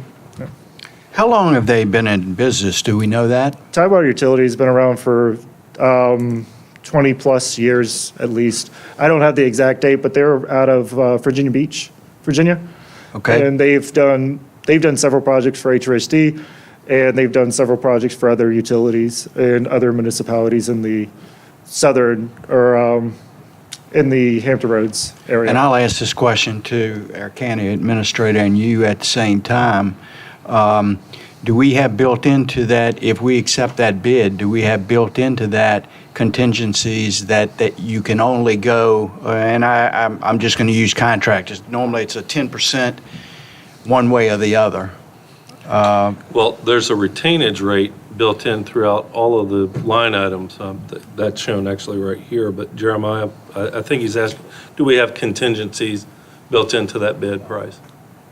No, that is a unit price bid, so that's the fixed price bid. So the price that was shown is the price that they bid the project on at $3.7 million. If they complete all line items in the task, they will be awarded $3.7 million. Now, if you're speaking of change orders. Yeah, that's what I was going Well, to say. but that was my next question, to piggyback on that. I mean, because it's a pretty big variance between 365 and 625. So my question would be, okay, you get the bid at 365, and then lo and behold, it comes in at 555 or 625 because of change orders and whatever else may be related to the total cost of the project. So the contingency that HRSD has personally within the commission guidelines that I have to follow for HRSD projects is any change orders over 20% of the total project cost needs to go back to our commission for approval. So, but that's the only conditions that this project currently has. As long as they complete the work with the idea of the project that was presented in front of them, but change orders do happen, unfortunately, and there is not a perfect project out there. So we have to keep that in mind as well. Jeremiah, if we may, and this is another issue that we've experienced with water. The idea is that by doing a unit price, correct me if I'm wrong, the contractor has to purchase the pipe. If he got awarded the contract today, he's got to purchase the pipe today, in theory, right? And he can't then submit a change order that would be approved, let me say it that way, to you in a week for, hey, the price of pipe changed. No, he's locked into the price that he submitted on the unit sheet. That doesn't mean that other things can't come up, but that's a key component that We've had to face we've the had water to learn authority. that it's We've on, denied some change orders based on that. because the onus is on the contractor to purchase it because it's a unit price. So if they delay, that's a different issue. But I just think it's important it's a nuance that we've learned. I'll piggyback on what Heather was saying. Yes, this is the price of $365 per linear foot is the price that the contractor will pay to install this pipe. Now, if there's items in the way that wasn't done during the survey, we find out there's a 100-inch storm drain in the way that we didn't see, and that's going to cause a change order realignment of the existing pipe. That's a different animal, and that would be a change order. But there is no reason for this cost to go up unless there is a change condition within the contract. And as we've stated before, I know the question's going to come up, so I'll just go ahead and piggyback on this and state it now. When the county originally proposed moving forward with the sewer partnership with HRSD, we built into that agreement certain benchmarks that if certain prices exceed a certain percentage, I want to think if they were 25% or 10% more, no, 25% more than what was expected, which we're definitely at, the board has some ability to pull back and reassess. The big driver, and Jeremiah and I have already discussed this, the big driver of the cost of this project has been 4,250 feet of gravity sewer, some of which pretty deep in the ground, at $365 a linear foot installed. Begs the question, could some of that, and I know the question's coming up, so I'm going to address that too, could some of that gravity sewer be pulled out of the plan, re-engineered to allow us to operate the collection system with low-pressure force main similar to Deltaville? I think the answer is yes. I think we got to get into the agreement and look at what our commitments are with our partner HRSD. We still need to build the lift station, pump station, to their specs, and we still need to build a portion of gravity sewer up to a manhole to pump into with that collection system.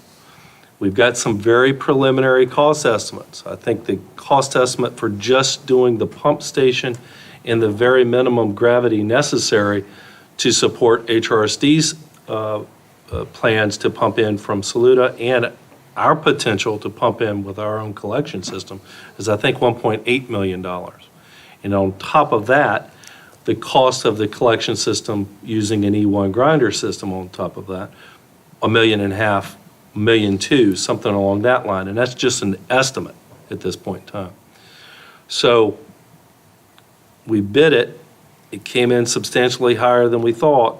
The board has some flexibility with how they want to react to it. You could say, well, we're just going to go ahead and deploy a gravity system and bite the bullet. Or we could go back and parse this out a little bit, remove a good bit of this price from the project potentially, and do a collection system that the county operates and maintains similar to the one we have in Deltaville.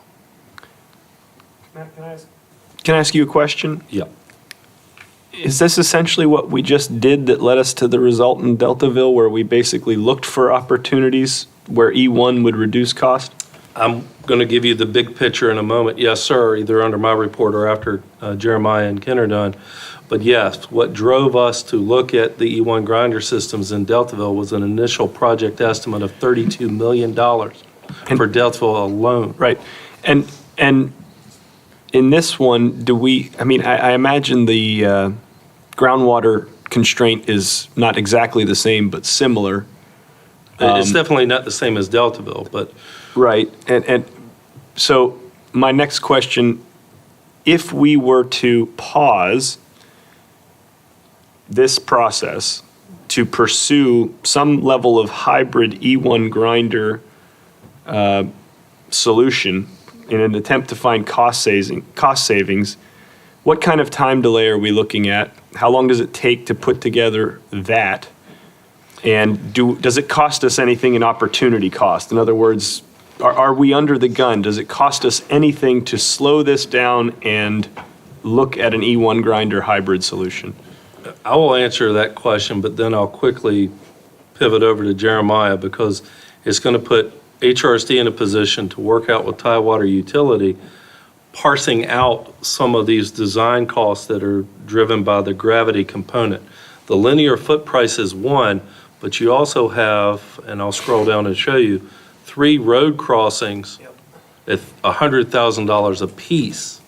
So what you're saying, Matt, is there are parts of this that we have to do if we're going to do sewer? There are parts of it. Yes, sir. Let me just get this out. Yep. There are parts of this that is in front of us right now that we could say, we have to do this. There's not a better solution that's known to us, or even potential cost savings that we might consider at this point. So there's parts of this that we could authorize and say, yes, absolutely, move forward, but do not move forward with this portion towards the collection side of it, while we quickly, time is of the essence, while we quickly pursue an E1 grinder hybrid solution that might give us cost savings. And then we could proceed in either case, whether we go with this without E1 grinder or we find that there's savings with E1 grinder hybrid. There's something we can move forward with, and another part that we can delay at almost no cost, and we can then go get that E1 grinder information without costing us anything time or money-wise. It may cost us a little bit of money because we'll have to engineer it. But the short answer to your question is yes. There's a component piece of this project, specifically the sewer pump station, and the requisite coarse main and gravity that needs to flow into that pump station that we need to do regardless. And I whether guess- we pull out the other gravity for the collection system.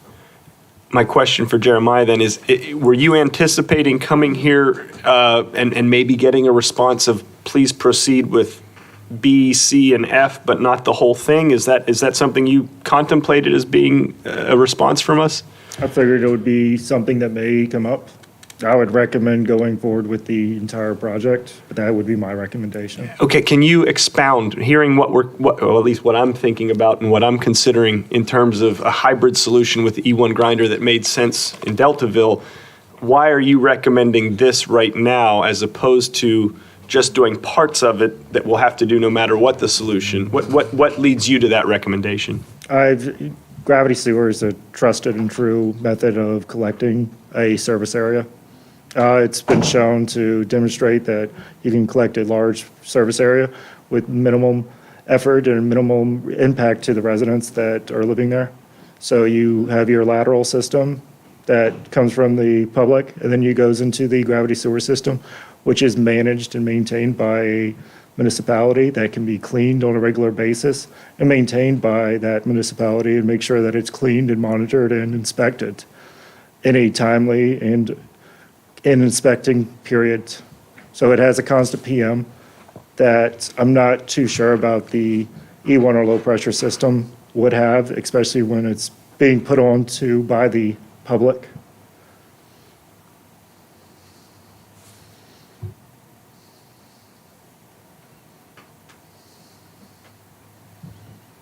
Let me push just a little bit further. You were in the room when we were looking at our Deltaville E1 grinder solution, right?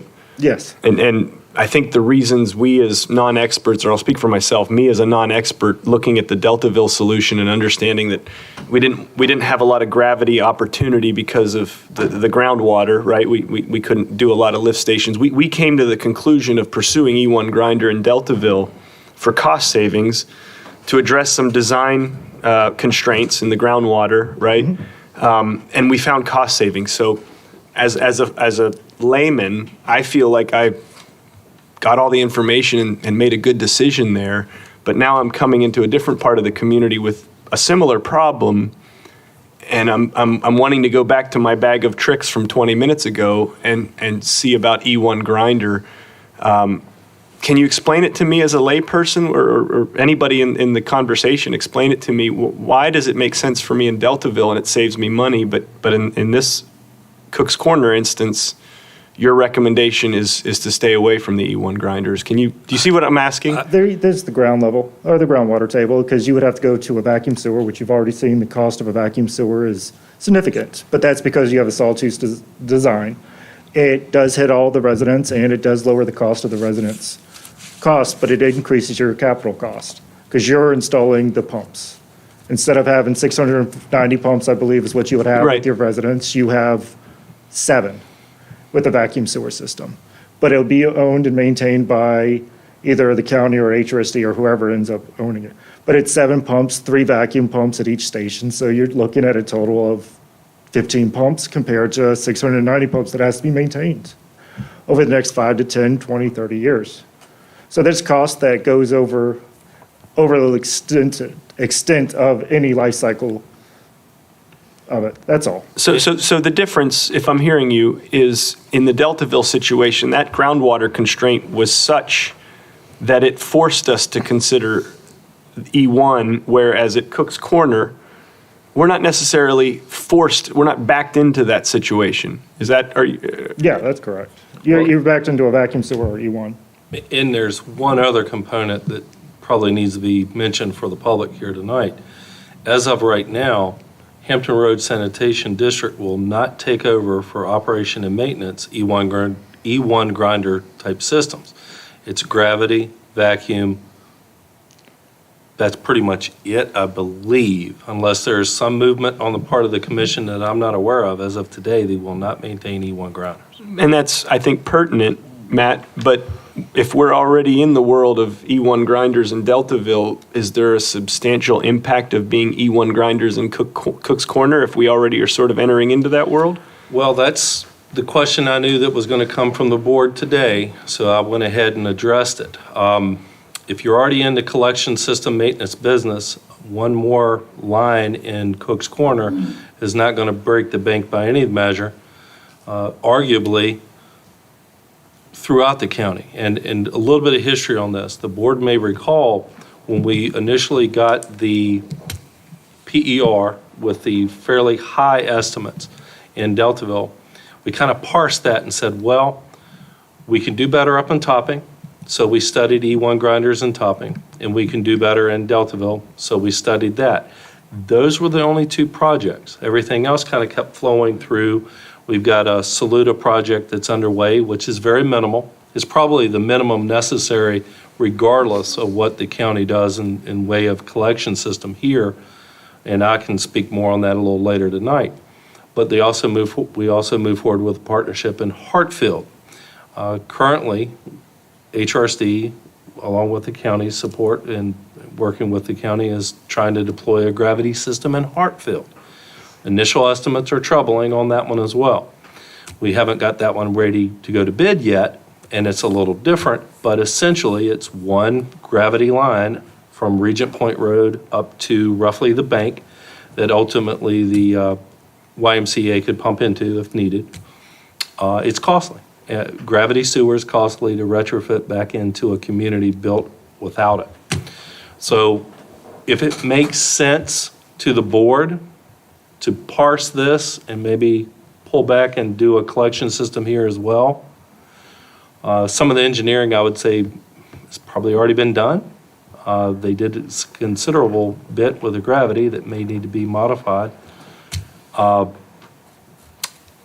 But clear for the board to understand in the community, HRC will not maintain that. That would be another system we would maintain. Right, and that's a world we've already entered in Deltaville, correct? And Topping. And Topping. Yes. So that's a world, the E1 grinders relationship with HRSD, where they're not servicing that, we've already made that decision. That's correct. Okay, and theoretically, if we're on the hook for 690 connections in Phase 1 at Deltaville and X at Phase 2, Phase 3, and Topping, and we're aggregating how many E1 grinder connections we're responsible for, even though technically it's the homeowner's responsibility. If you were thinking of this as a business, we have an overhead cost that's going to be associated with responding to those needs and those problems, whether it's 690 or 1,400. I've got to believe the exposure in terms of cost is largely fixed to some extent. Do you see what I'm saying? Yeah, Like, once you make the decision to cross, you've got a certain overhead to maintain Deltaville and Topping. It's not going to be that much more trouble to maintain Cook's Corner, Hartfield, and any system deployed in Saluda. An argument can be made as well that if the county is going to be in the collection business, it's hard for a citizen to understand, okay, well, I've got to own my own grinder pump here in Deltaville or in Topping, but I'm on gravity sewer here in Hartfield or in Cook's Corner. Argument can be made that the county would be consistent across the county for all of these new systems if we deployed the same type of system countywide. that one doesn't motivate me as much, because I think if we can understand the design decisions and the cost implications of E1 versus E1 in Deltaville versus E1 in Cook's Corner and the groundwater, I mean, I think you can explain why you made the decision. So I don't get as excited about being able to say, hey, we're doing it the same as we did it somewhere else, as I do, hey, there's a cost savings opportunity, and we've already incurred that additional cost or unique cost of having said we've done E1 grinders somewhere in the community. So when we go for the second round, it's not nearly as big a decision as when we go for the first round. And we've already gone for the first round of E1 grinders is kind of what I'm highlighting. Yeah. I guess one question for you, Jeremiah, does it at all damage the relationship with HRSD if the county comes back and says, we'd just like to proceed with the things that we know out of this that we want to proceed with, but we want to hold off on portions until we do engineering on the E1 grinder? Is there any, I mean, I understand you've sort of come to a place where you've put all the work together and it's right here and you're almost done, but is there, any cost to us in terms of the relationship with HRSD if we decide to only do portion right now? No, I mean, it's part of the agreement to work with Middlesex and make sure that we deploy what we agree on. I mean, there's cost implications, obviously, but other than that, I don't believe there would be any, no worries there. And Matt, you think we can get the engineering on an E1 grinder solution for Cook's Corner to supplement this or to look side by side in a reasonable time that we can keep things moving forward? Yes. You were actually quicker than me that time. I'll take that as my cue. Short, quick answer. And one of the things too, if we do pivot and we're going to consider E1 grinders throughout, I would like to be in a position to tell HRSD now, before they get too much further down the road in Hartfield, that we're probably going to do the same there based on what we're seeing in terms of prices. Lud, maybe this is the time when we hear from somebody on the Water and Sewer Committee, because some of this is new to me, or it's been in my head, but I'm understanding it, I don't want to say differently, but anew. I think you understand it well, John, and you've asked great questions, and your perception is good. If we're going to have some sort of sewer authority that's going to maintain and provide an easy way for our citizens to maintain this E1 low-pressure system until we can discharge into the HRSD portion of the system, no matter what. So I think you're spot on with the idea that there is a fixed cost of being in that business, incremental cost of adding another mile or 4,000 feet or whatever this is going to be relatively small ongoing. One aspect of this that you haven't mentioned, but that is attractive to me, we are not mandating that anybody hook up. And if you look at the two extremes, let's say you had a new community that was being built with mandatory hookups, you put in a gravity system, everybody in the whole community shares in that capital cost of that gravity system. We're not mandating, we're optional, and the E1 system effectively distributes some of the capital investment to the users as opposed to being shared among the entire community, which I find really is more appropriate for the approach that we're taking. We want to offer you this, there's high demand for it. You are going to have to make an investment as well as a subscriber to the system, and it relieves us having to place that burden elsewhere in the county. So that's one of the other elements of it that's elegant to me. I think it's another good point to consider. One thought that came up, though, is when you said we're not mandating, I wonder if when you run sewer by somebody's house and make it conditional on them participating financially at more than just a connection fee at the install an E1 grinder level. In other words, it's a bigger commitment for somebody. It's not mandatory, but it is a higher hurdle to participate. So, I don't think anybody could in fairness call that mandatory, but it is a higher barrier to entry for someone. If you're running the sewer by their house and you say, sure, everybody can hook on its community sewer, that's one thing, along with saying, but you don't have to. But if it's $5 to get on and it's still not mandatory, that's one case. But if it's $10,000, it's a different thing. So you might not be mandatory to hook up, but I just want everybody to be eyes wide open that what we're talking about is basically saying for those that do decide to hook up to a system with E1, it's a significantly different and higher cost for the individual to participate in this way, in part by design, to lower the overall system cost, but also to lower the cost to the community and shift some of that burden to the individual that's going to enjoy the majority of the benefits of the system. That, to me, is also eloquent. We'll also, no doubt, run into customers who wish to subscribe, for which this is a high financial hurdle. And I would anticipate we will do exactly what we did with the water system, which was to reach out to RCCF. RCCF or Have the other exact same grant program institutions that we have. who can help underwrite that so that those who need the service, but for whom this is a huge burden, Yep. it wouldn't stand in the way. So, and that, just as an aside, Matt, if we're already in the E1 game and we already have learned from the water history, hopefully our marketing and our outreach in the Deltaville area and the Topping area where we've made the decision on E1, for those that may find it difficult to come up with the initial capital to pay for their grinder, I think it's really important that we sort of entertain the other side of the spectrum, not just the people that are concerned that somebody's pushing sewer on them, but the people that are like, man, I'd like to, but I can't. Right. We really, I think, need to focus on making sure that this becomes available and more available to people of all the economic stack. Exactly. And extending on Lud's comments earlier, when we applied for the grant program that the Water Authority established with social services and RCCF, yep. I usually put too many C's in that. We mentioned, and they asked, the committee that I interviewed in front of several years ago asked, well, what about sewer? What are y'all doing with that? Well, it's still a work in progress. We anticipate the similar need being for sewer. And it was something that the then committee was very much in favor of doing something very similar, if not more robust, for sewer than they did for the water system.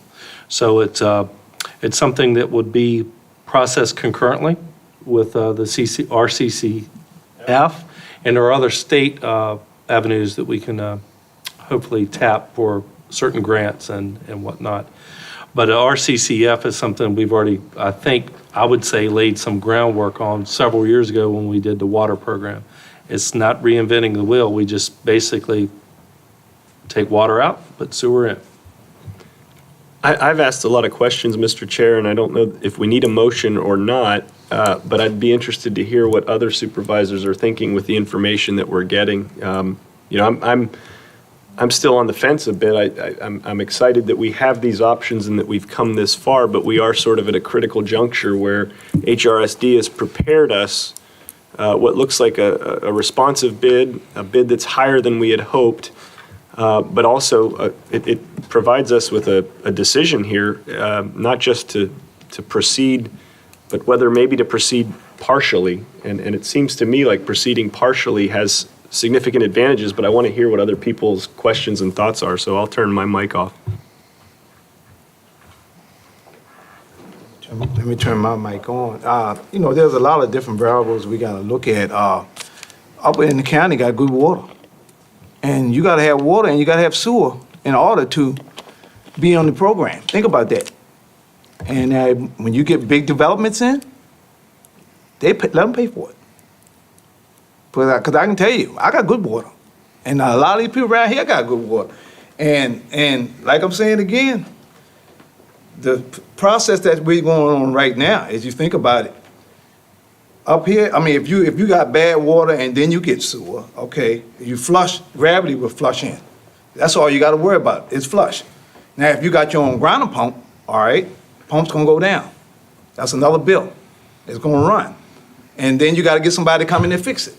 And if a current run out, that's on HRSD. And then the county, if the county's running everything, and I don't know how many, you gotta have a person on duty all the time. You gotta pay for him. And if you got HRSD doing it, they gotta worry about their payroll, retirement, everything like that. So we gotta look at both sides of the spectrum and location. Deltaville got bad water, and it makes sense to push it to your areas where you can push it again.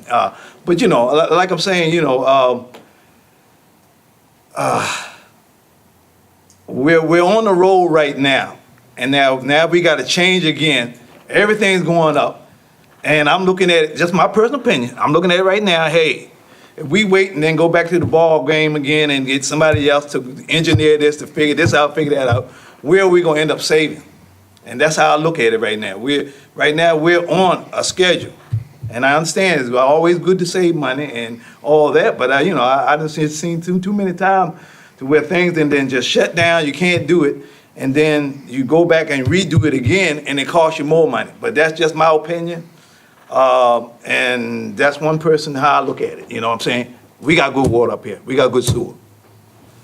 And I've got a breakdown that can probably answer some of those questions for you, Wayne. Yep. All right. I just haven't got to it yet. But it's a different ball game up here than the Deltaville. That's all I'm just saying. It's like night and day as for water and sewer, because of the history of the media and all this other stuff that everybody know about. And I can tell you, sewer never go up my way as long as I'm living, because we got good water and we got good sewer, and we don't have the population. And that's all I can say. But I know things gonna grow. Right? And things Good points. things going to grow. No doubt about it. I understand. And, but I'm just looking at it in layman terms. What's that extra cost to do and change everything around when we're on a schedule? And there's going to be a cost. What do you think, Don? Listen to what Reggie said.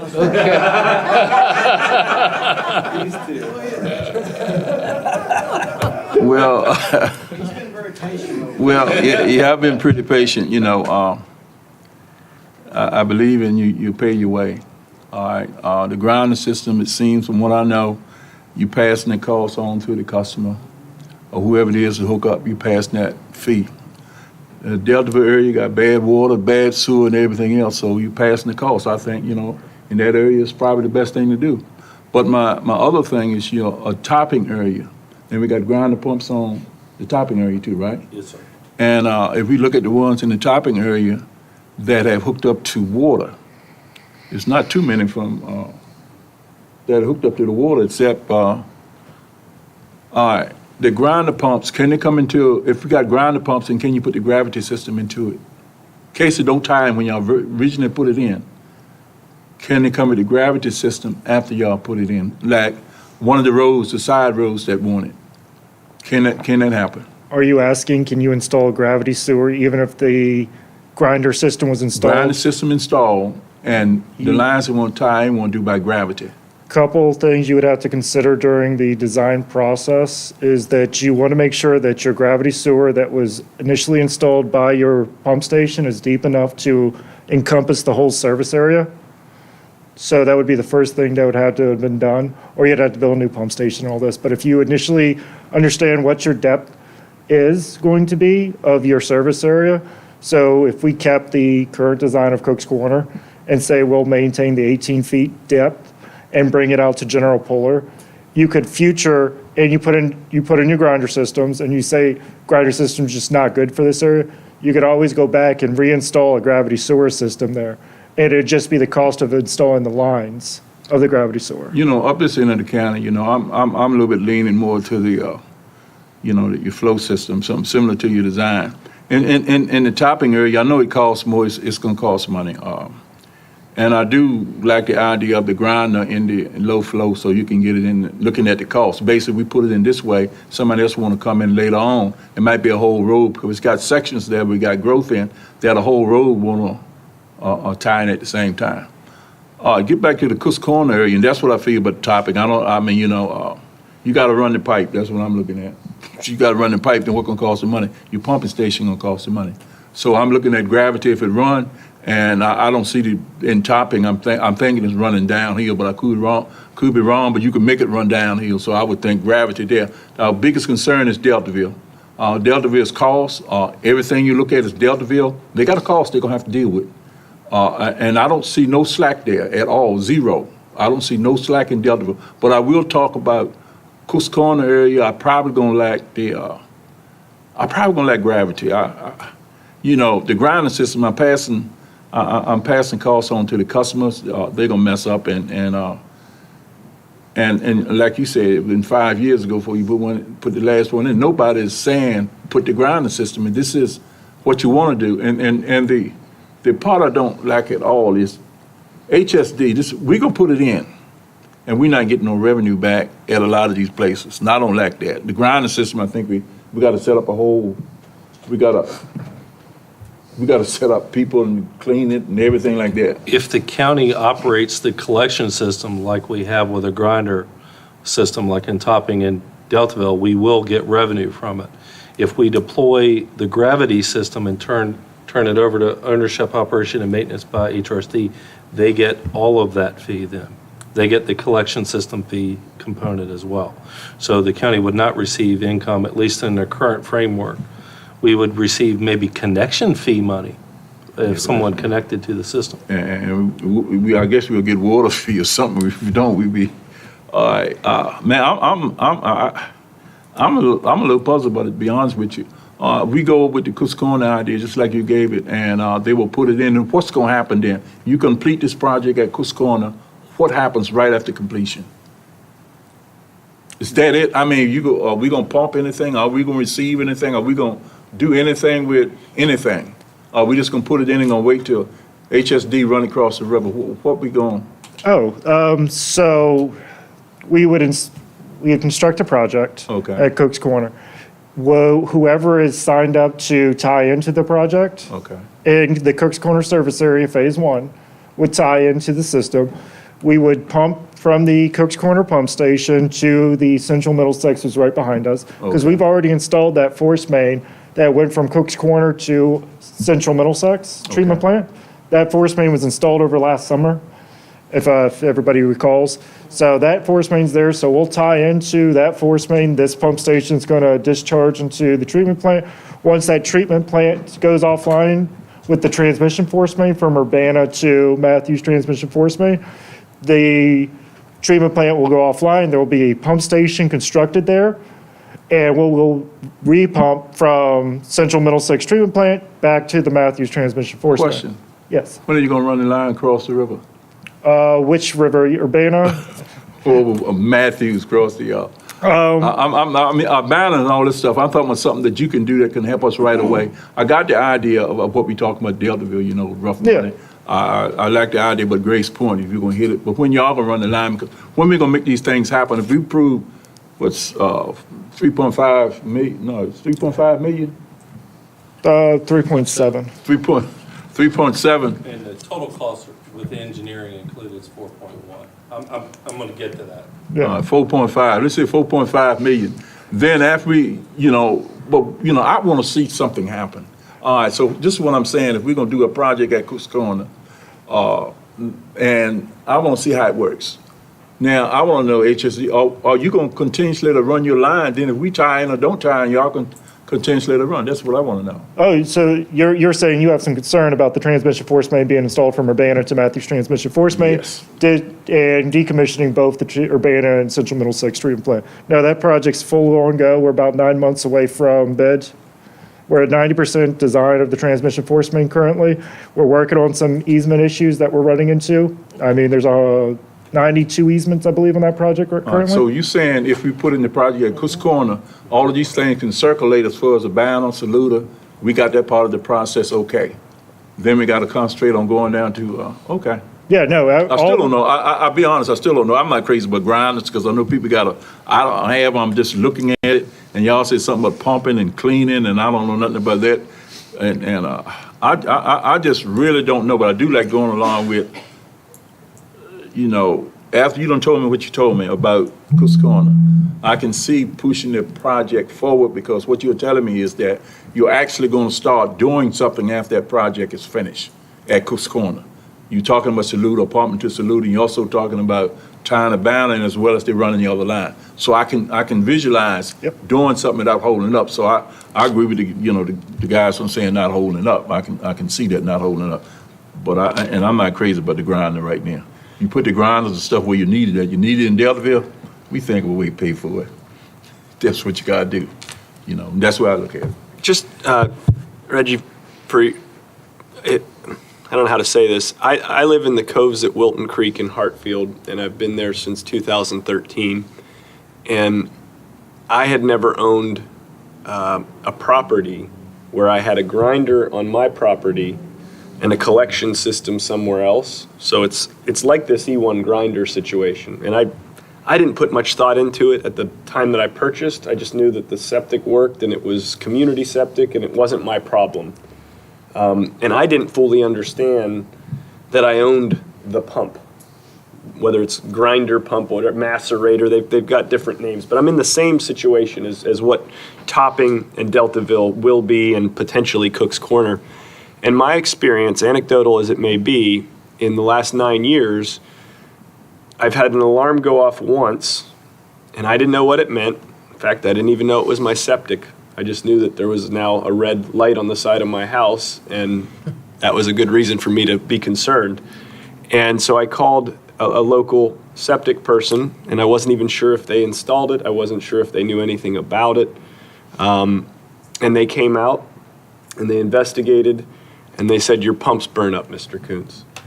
That pump had been there some 10 years, I believe. You know, the home was built in '07, so I guess it was around 10 years old. And it was about $1,000, maybe $1,500.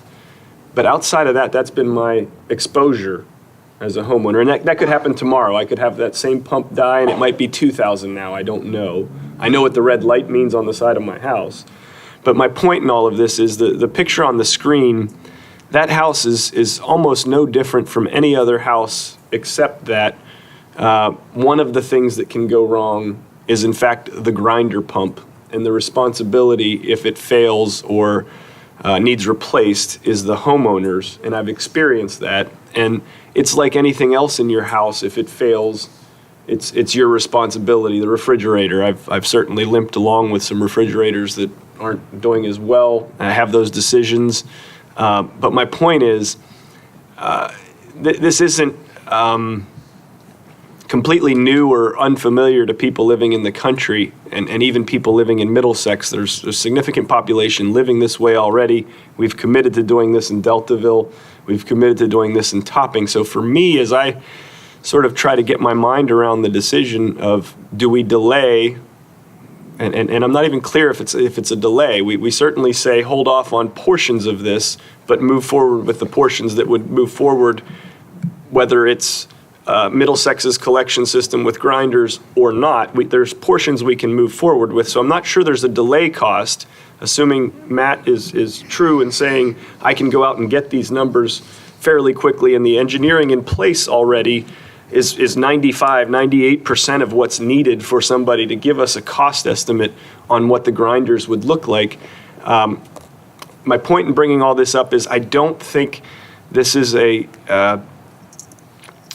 huge detrimental consideration in terms of the individuals along the routes in Deltaville, Topping, my community at the Coves, that are or will have grinder pumps. I think it's normal life out here for most folks. Now, I think, Wayne, you made a good point. That is one more thing, like a refrigerator in your house, one more appliance that is, if it goes out, you might be out $1,500 at any given point. And for certain people in our economic stack, and any community's economic stack, there's not $1,000 or $1,500 laying around. So, to the extent that we're already committed to some grinders in Deltaville and Topping, and we're talking about RCCF helping with connection fees, I think we should also be talking, for those that we've already decided on grinders, on a similar program to help folks who have the red light go off on the side of their house and don't have $1,500. We should be anticipating that in our community. Anywhere we're considering grinders, there should be a program where, maybe they either pay in $10 a month to build up a reserve so that they can replace that. And, when that red light goes off, they don't find themselves deciding between medicine and sewer. Hey, John, I got you. Okay. I got you. You got, septic tanks with pumping stations, now that you pump out into the drain field and all that. I see what you're saying, but the grinder, very good, says you got to grind it up to get it in the main pipe and all this kind of stuff. That is the biggest thing, but the grind, if you let a wrench or something go down and slam in the grinder, you can have call somebody that works on the kind of stuff. I guess then run a cost on it and see what it costs in the Saluda area then we go from there. If it's that much cheaper, we don't. If it's not, we just go with what we already got designed. So Matt said, don't take any time at all to look at these two things. Then we look at it and look at the price. We're talking about $4.5 million. And I've got some. If we can look at it and they say 2.5, our answer is right there. At the same time, that you do have some responsibility, because you're right, John, that we do have septic systems now that we got to pump it into the drain field and all that, and they mess up because they don't pump the septic tank down, and then everything else end up in the drain field. So that's what happened. Yeah. But I understand it pretty good. I still like the gravity better, but it costs more money. So. And at the same time, I want to get some revenue for the county, so we got to look at the job. We might can get some job with the grinder thing. So I'm for go ahead and see what it is. I've got some estimates for you tonight. Oh, you do? I do. I haven't been able to get to it yet. Don, I'm not cutting y'all's discussion off because we're saving us a work session right here. Just real quick, I'd mentioned this to the chairman. I said, we're probably going to have a robust discussion. You think we need another work session on this? He said, we're work sessioned out. Let's just have it and see where it goes. So y'all are doing Thank you, Mr. Chair. Thank you. Appreciate it. Yeah, I tend to like to listen to everybody else's comments before I listen a little more before I talk. I have a question on the bid, the two bids. Is there a time frame on that of those numbers would be 30 days, week, When do the bids expire? 60 days. 60 days? From what's, 60 days from date of bid, so April 21st. so Okay. April 21st is their And deadline. then it's discussion with the contractor to see if they would like to extend their bids. But 60 days is what's currently in the contract. And that's our Okay. standard EJ CDC. And what's the due date of 4/21? I guess that's when the bid came in? That was the So we day have bids were approximately received. 60 days from there? So June 21st. Okay.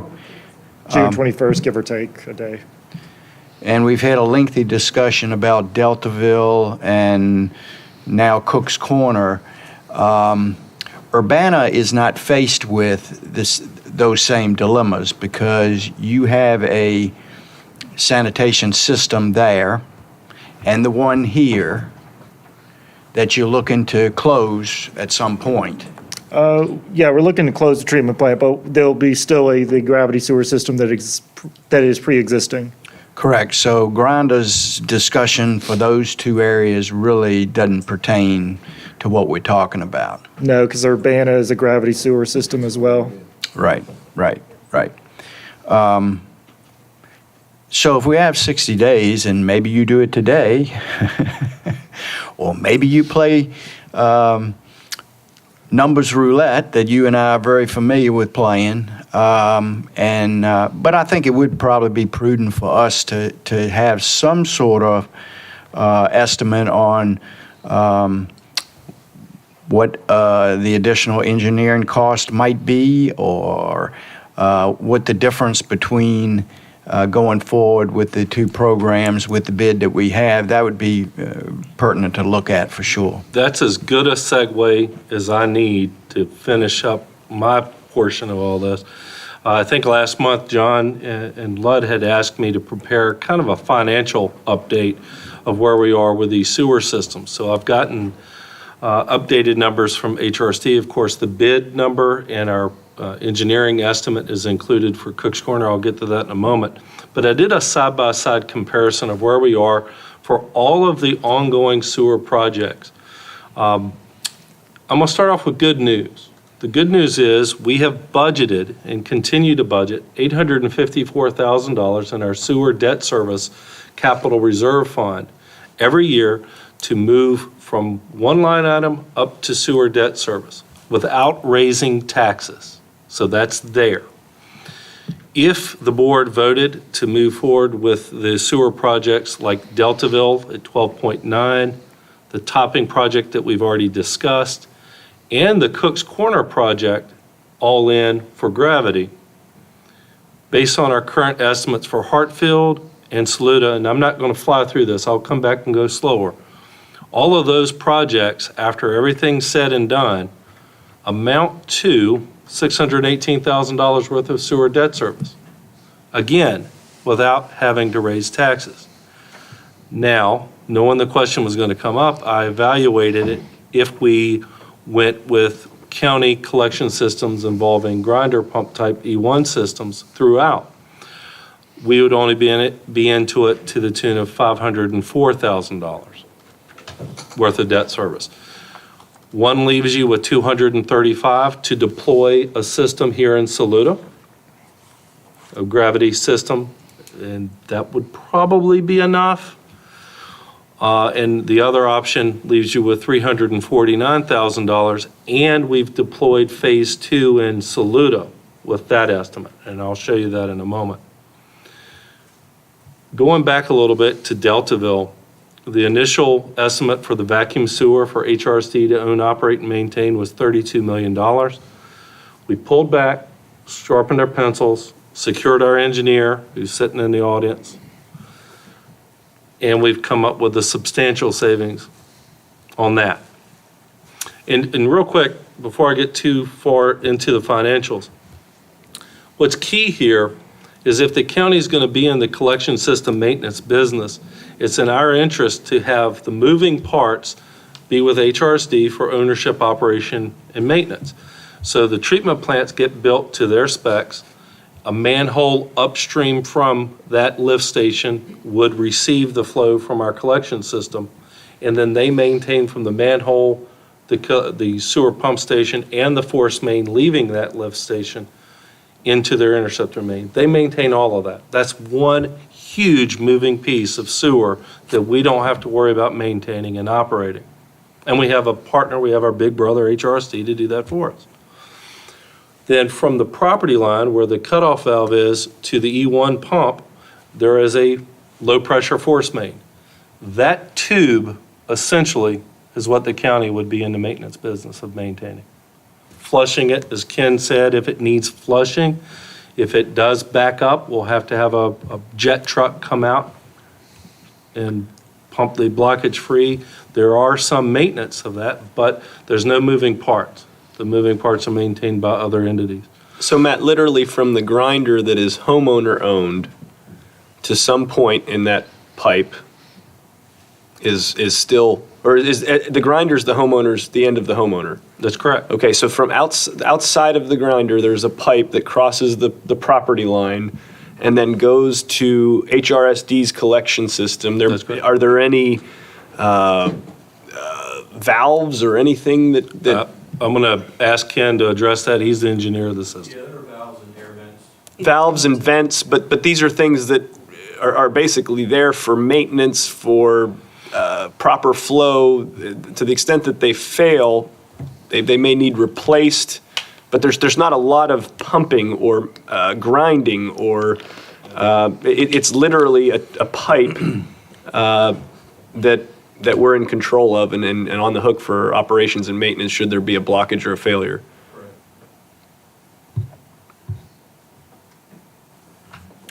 And Ken said correct, because he's not on mic. I don't think he's going to be picked up on the tape. So back to the financial portion of it. For Deltaville, there's substantial savings. Conservative estimate on initial connections. The connection fees based on an incentivized connection fee, similar to what the Water Authority did, would bring in $2.6 million. The amount financed would be 10.3. Estimated annual debt service at 2% over a 30-year term of $463,000. Annual O&M cost, and I'll come back to that in a moment, of about $35,000. Total estimated annual expenses, total revenue received to operate the system. We would get a portion of the bill billed to the homeowner, which is thought to be the HRSD rate. We would get the collection system component of that bill, which is approximately 40%, I believe. And that billing's handled by HRSD. That's my understanding. Money literally just flows to us. There's no responsibility for us. That's my understanding, the relationship they have with other entities. I'm just thinking in terms of, the simplicity of the pipe and the maintenance, but similarly in terms of handling the financial transaction, they're already collecting, and as part of their collection, they just funnel some of that money our way. Yes, that's my understanding. And the board may recall, we entered into a three-party agreement with HRSD, the Water Authority, And the county, the Water Authority has agreed to provide their billing data to HRSD for them to base their bills upon. So there's kind of a three-legged stool there. So total estimated sewer debt service for Deltaville's $262,000. Moving down the topping, construction costs, this is an estimate because we don't know the degree the connection fee would be, or the amount the connection fee would be for the campground. ELS has been very vocal and being very supportive and wanting to partner with the county on sharing the cost of this system. That connection fee has not been determined, but we're basing it on 100 connections because the biggest connector is the campground. And the campground, by, I think the PER had 700. 750, expansion of another 250. Yeah, can you come up, because I think Heather wants you on the mic too. So that's yet to be determined, but let's say, for instance, it was $500,000. Then our amount financed would be $2 million. Again, doing the math, annual O&M, we have put an O&M cost of $10,000 on that line because it's relatively small, but also a management cost, hiring a person to manage the system. So that's covered there. Annual expenses of $187. Bottom line is, we'll be receiving more annual revenue than we actually pay out for debt service and topping. And that's not by accident. If we were going to be in the sewer business, I made the recommendation that topping be a part of this because we have one large customer we're serving and it's lucrative to do so. So that cost actually offsets our overall debt burden across the system wide. Had we went with a gravity system and topping, we would have been out of pocket $154,000. And before I leave Deltaville, had we financed the vacuum system, we would be over budget with one collection system, what we have budgeted for the county wide. $1.3 million worth of debt service in Deltaville alone, had we done a vacuum system. You know who kind of put the kibosh on that? Chip Holt, Lud Kimbrough, and myself decided we need to recommend we back off on that and do something different, even if it puts us in the collection system business. We can operate collection systems a long time for that cost difference. Moving down. Cook's Corner, all in with engineering costs, 4.18. Estimated initial connections, counting the workforce housing apartment complex that we're involved with, the 24 units there, we're estimating approximately 35. Initial connection fees of 175, amount financed $4 million. That gives us a total debt service for that collection system at $178,000. Matt, does that treat the workforce housing as one connection or 24? 24. Thanks. 24 separate units, how we did it with the Water Authority. Well, they did 2 1-inch meters, but it would be per apartment. Notice we don't have operations, maintenance, and management costs, and that's because HRSD would own the system. We don't get revenue either. We would And get this, revenue. Matt, this is the point where this is the brass tacks right here. We're talking about pausing in a way to consider E1 grinder at Cook's Corner and maybe develop a third column, or is this? This is your column. It's already here? Right here. If we went in for 1.8 million roughly for the bare minimum lift station and bare minimum gravity, let me rephrase that. We build the lift station per Hampton Road Sanitation District specs and the bare minimum of gravity we need, plus $1 million on top of that for E1 grinder, low pressure main. We're looking at about 2.8 million, and that is an estimate, but that's based on a reasonable guesstimation of what we would need to deploy the initial area in Cook's Corner. Out-of-pocket costs of $114,000 annually for debt service, but we would have some O&M costs.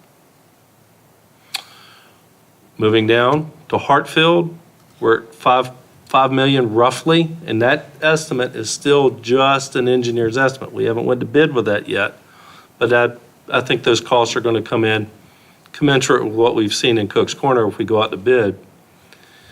For that system, again, providing an estimate for the bare minimum gravity we need to deploy and the lift station, our component share of that lift station cost, we're looking at about 2.6 million there. 119,000 in debt service as opposed to 222. And revenue and some cost of ownership operation. Hey, man, what you call Hartfield? What's that? What you call Hartfield? You got 15 connections. You got any idea what that would be? Just 15 connections. It's an estimate based on the water users we have in the area and people that have expressed interest for sewer. They're all commercial? Largely commercial, yes, sir. And that just reminds me of the story I think I've heard about Delta Pi waiting to get their restaurant expansion because they're waiting on sewer, basically. Isn't that, Yep. Some of these businesses are basically just saying, we could do more, but we're waiting until we either have sewer or have the money to expand our own sewer capabilities. I've been begging Danos to expand for 10 years. I'll name them by name. They are pretty much hamstrung by the drain field. And not to circle back 10 years ago, but the reason we're deploying sewer to these villages is so we can encourage a little bit of development, a little bit of expansion without people having to put all their money underground, so to speak. But I don't want to get on my soapbox on that. And last but not least is Saluda. We have initial estimate costs to do the bare minimum, phase one, which is to replace the lift station down here, our component share of doing so, and coming up the road with a manhole roughly at the intersection right outside the courthouse here. That's phase one. If we were to deploy phase two, like we've thought about, out to the Food Line Shopping Center past the high school and some of the businesses out on that side of Saluda, that's encompassed with that number there, about 1.5 million on top of that for the grinder system, a low-pressure force main out to that area of the county. We'd have more customers, more connection fees, and we would have more costs, but we're deploying half of the system in Saluda as opposed to just phase one. I said a lot in a short period of time, but when we started seeing the estimates, we started scratching our heads a little bit. The sewer committee reviewing topping in Deltaville, I knew the question was going to come up. Several of you have already asked me, so I prepared a cost comparison. I don't think it would take a whole lot of time for us to get a revised cost on the E1 system and maybe even have it out to bid in Cook's Corner relatively soon. And the last thing I'll say, and then I'm going to sit back because we've been here a long time discussing it. You could authorize HRSD to proceed with parsing the lift station and the minimum sewer here tonight. They're going to have to go back and see how to make those logistics work. We've got a preliminary estimate about 1.8 million for that. Get them going. We're not holding them up. We'll catch up with them with our collection system in a couple of months. And that's really all I had to say, other than a recommendation if y'all put me on the spot. Did you have any more, Don?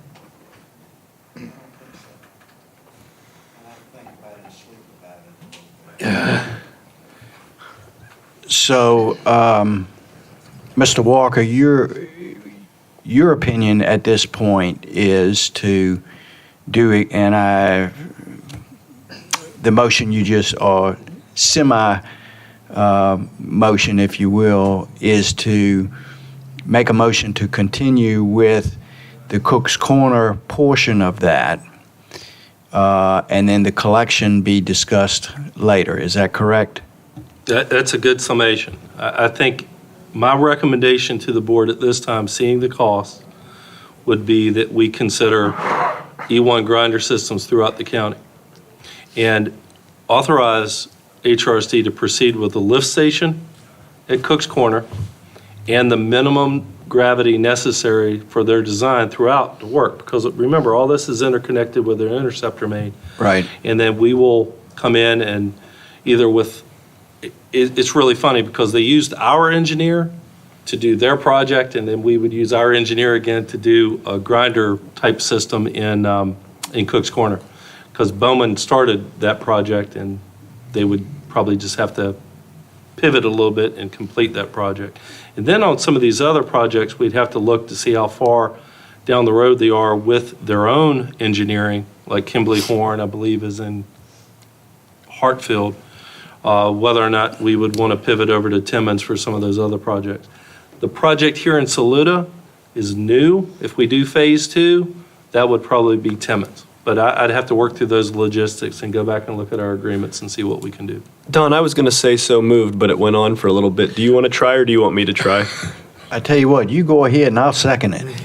Wow. How about that? I think if these gentlemen can sit down, if we need them, we'll ask for them. I always hated standing up there after I didn't need to, but I would move that we proceed with the Cook's Corner portion of the sewer project as presented by HRSD, but only the portions that the county administrator has advised for the lift station and the minimum sewer, you said? Minimum gravity sewer. Minimum gravity sewer totaling roughly 1.8 million.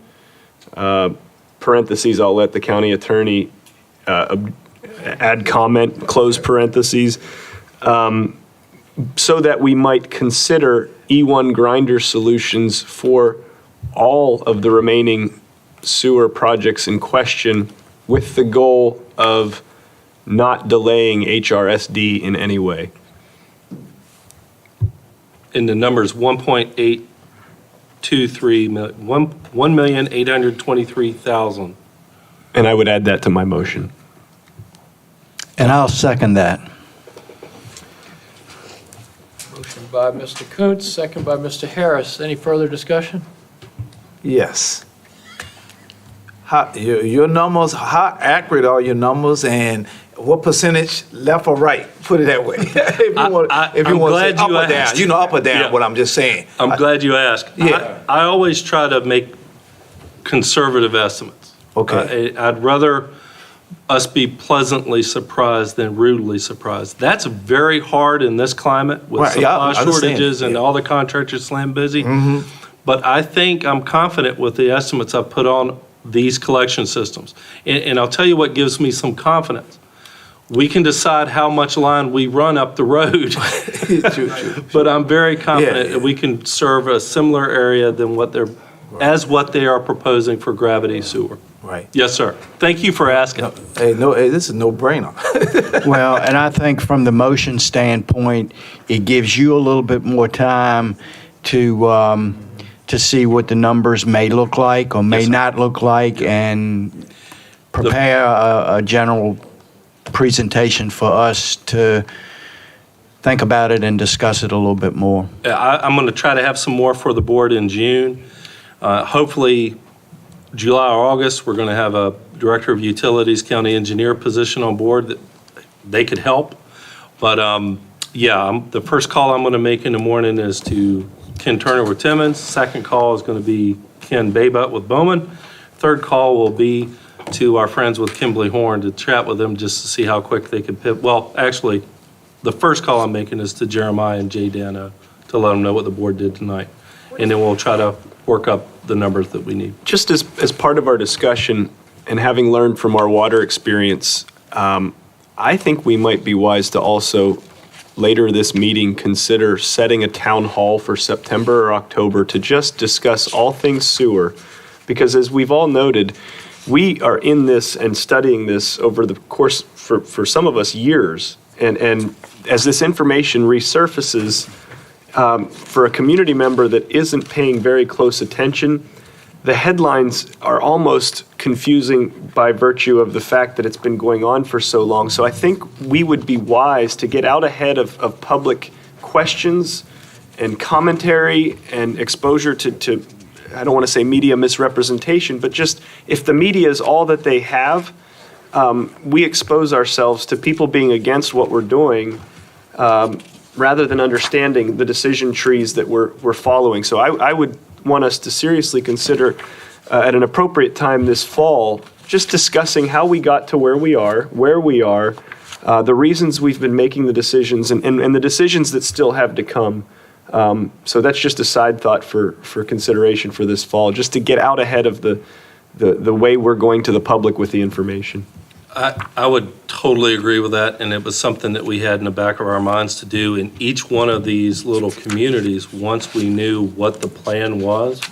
And now that, and it's out of experience with the Water Authority too, most of the people, it's wonderful, we're gonna have some development, we're gonna broaden our tax base, but what do I need to do as a property owner to connect? What does it look like? And those types of questions can be answered now because we've got the work. But Matt, I would just say I wouldn't limit it to Topping or Cook's Corner or Saluda Hartfield. Just make it a sewer conversation so that if a Topping person has a question during the Saluda time, we're making ourselves abundantly available just for anybody that has questions at any time about the consideration for sewer. There's nothing we're trying to hide here. We want a public discussion. I just think we have to do a better job of bringing it to the public as opposed to finding out that the public didn't understand or is upset. And responding. Yep. Any other discussion? Have a roll call, please. Aye. Mr. Jesse? Aye. Mr. Williams? Mr. Kuntz? Aye. And Mr. Kimbrough? Aye, and thank you very much for this work session that we hadn't planned on. I'm going to declare a recess until 5:45, so we can all take a break. Call the meeting back to order. Now to our regular agenda items. First is citizen appointments. Anne Marie, this is in your packet at page 84.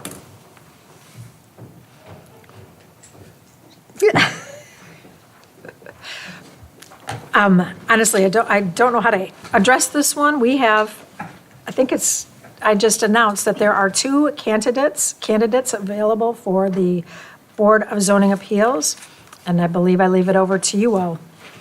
Their information is in your packet. And didn't we get, Chairman, didn't we get a revised, that was on the Board of Zoning Appeal that wasn't on here? We They did, received two. Okay, you take care of it. yes. Immediately prior to the meeting, we got an updated form similar to the one that's in the packet with two additional names who are candidates for the Board of Zoning Appeals. And the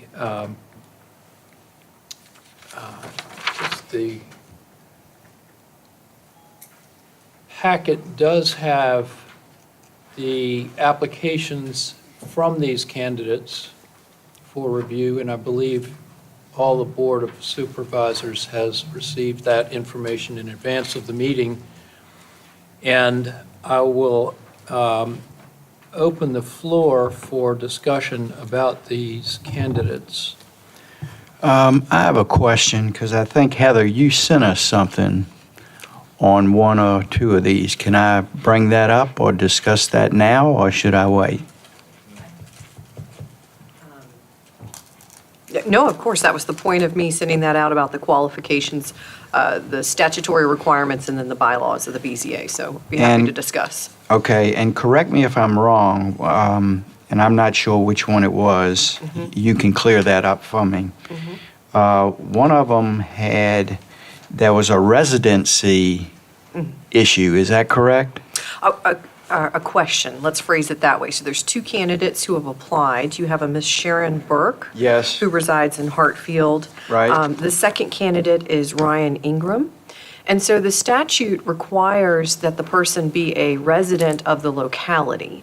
The bylaws of the BZA require someone to be a resident and a citizen.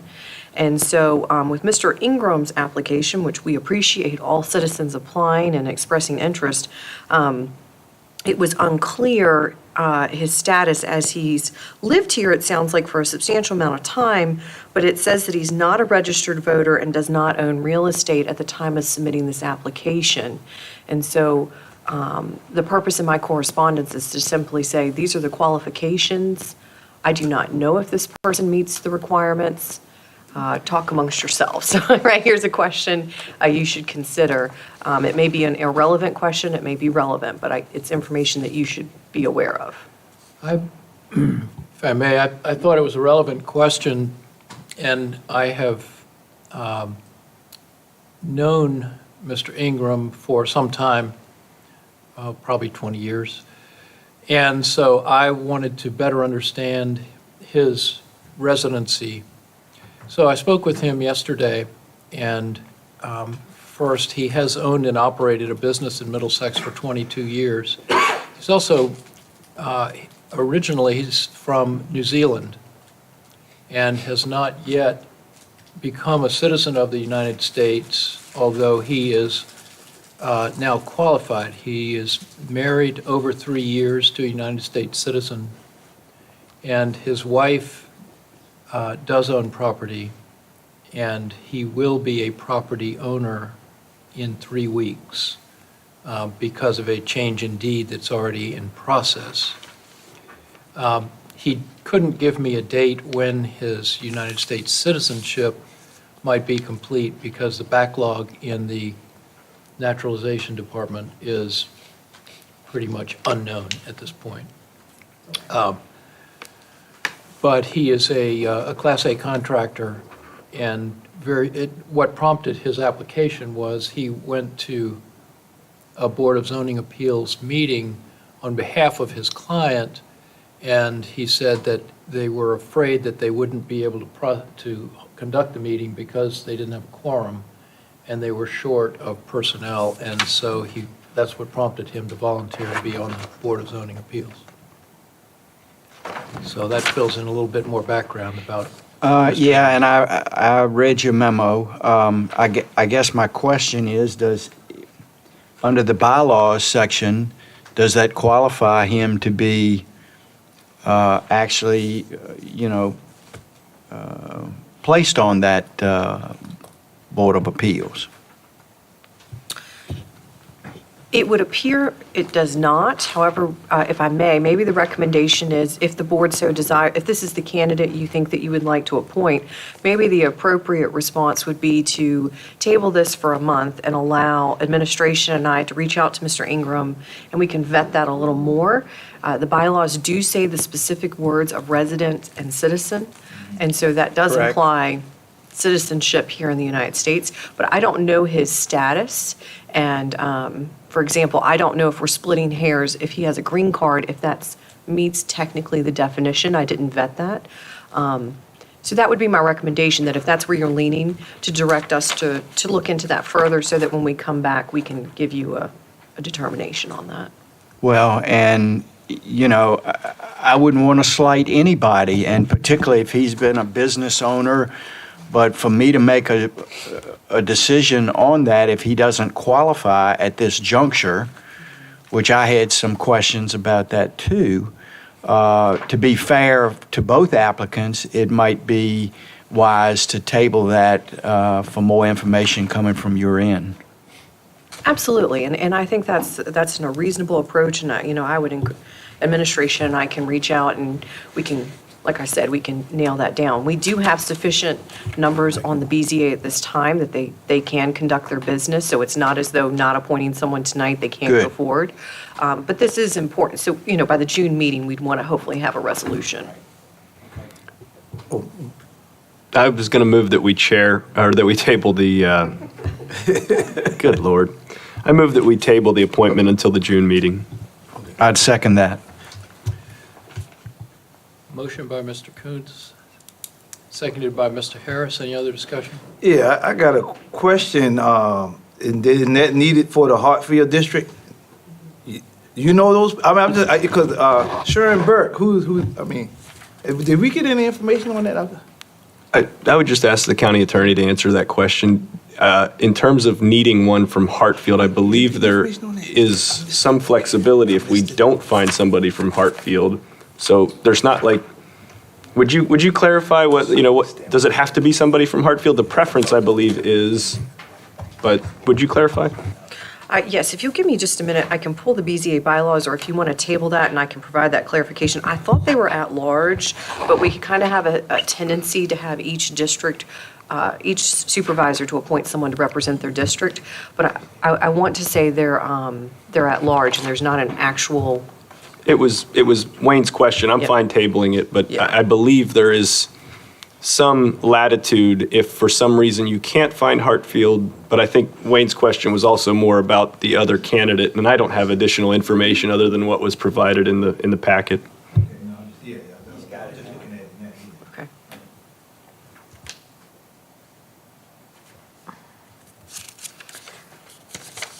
I just think you need to know.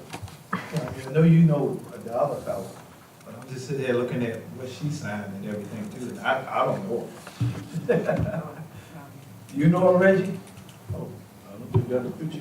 Huh? Do you know? I'm just curious about the other candidate too. I don't know. You got two candidates, and it's probably good to know, because you just look down here.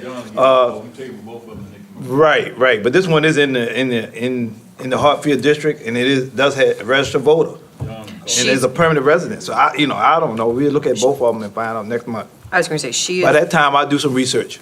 I was going to say, yeah, I'll be happy to answer that if you want to know who she is.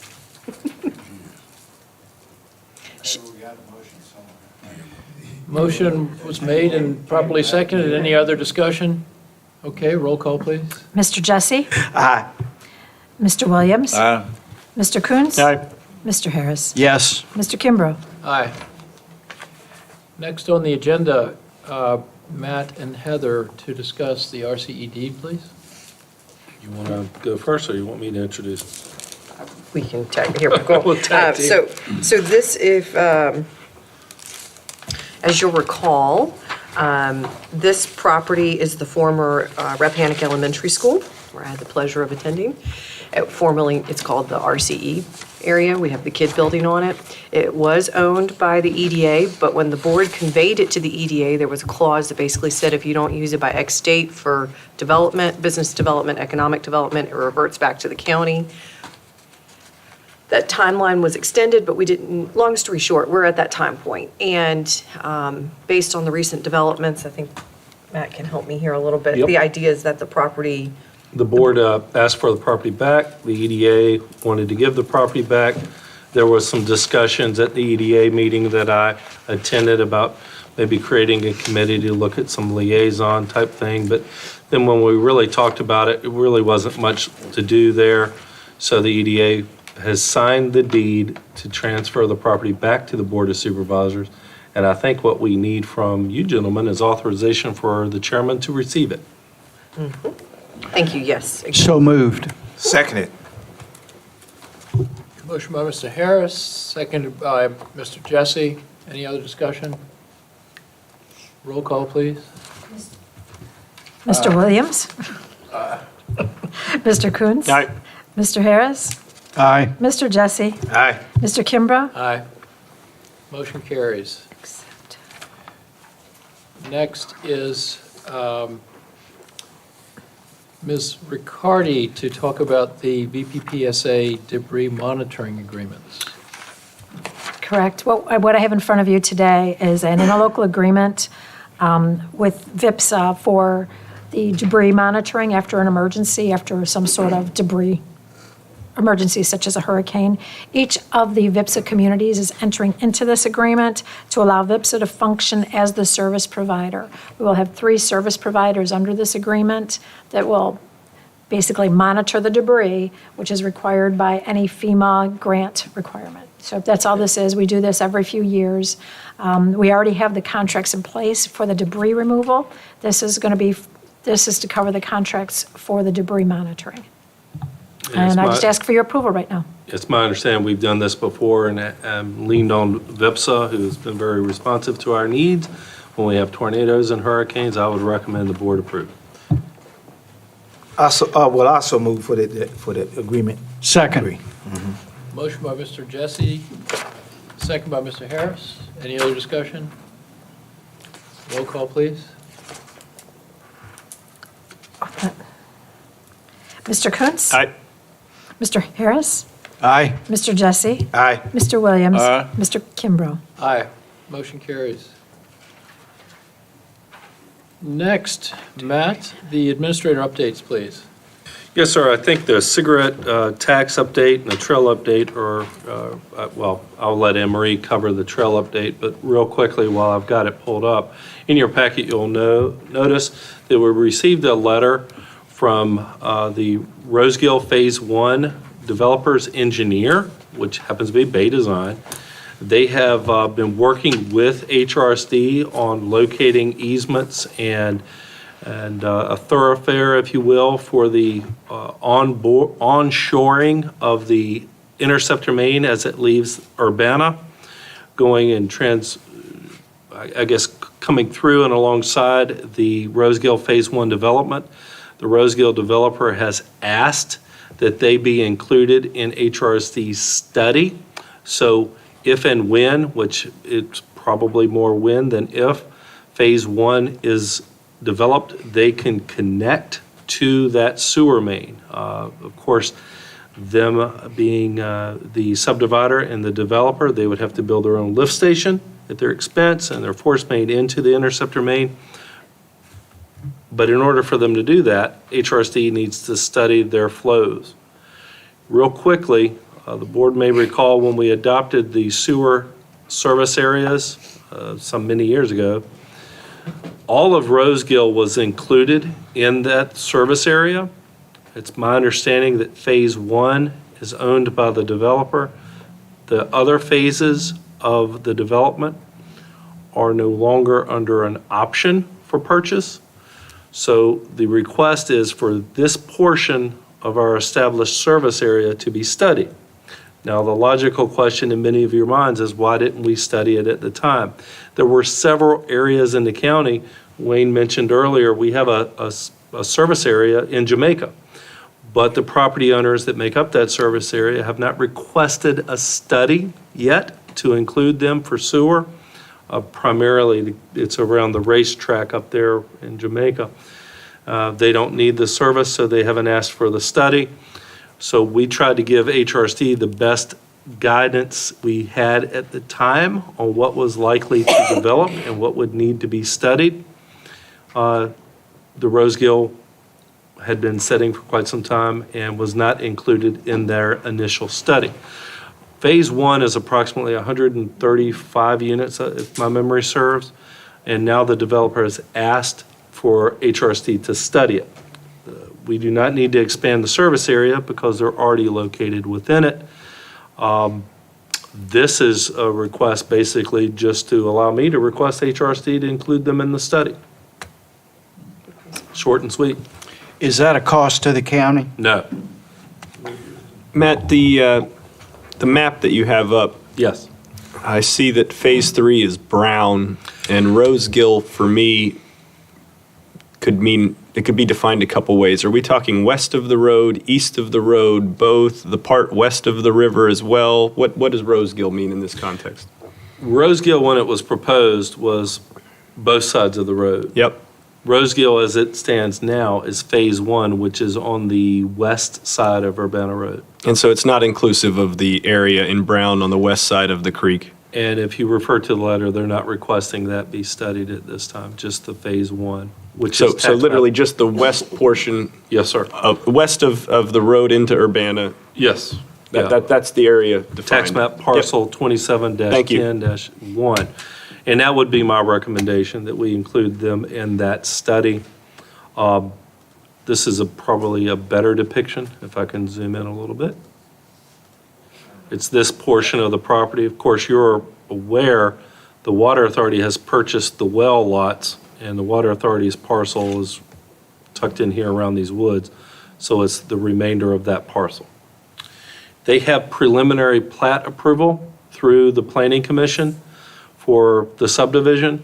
They would need to go to final plat approval and go through that final development step for construction plans and final plat approval. I'll make a motion to empower our county administrator to forward the request to HRSD service area expansion request for Rosegill.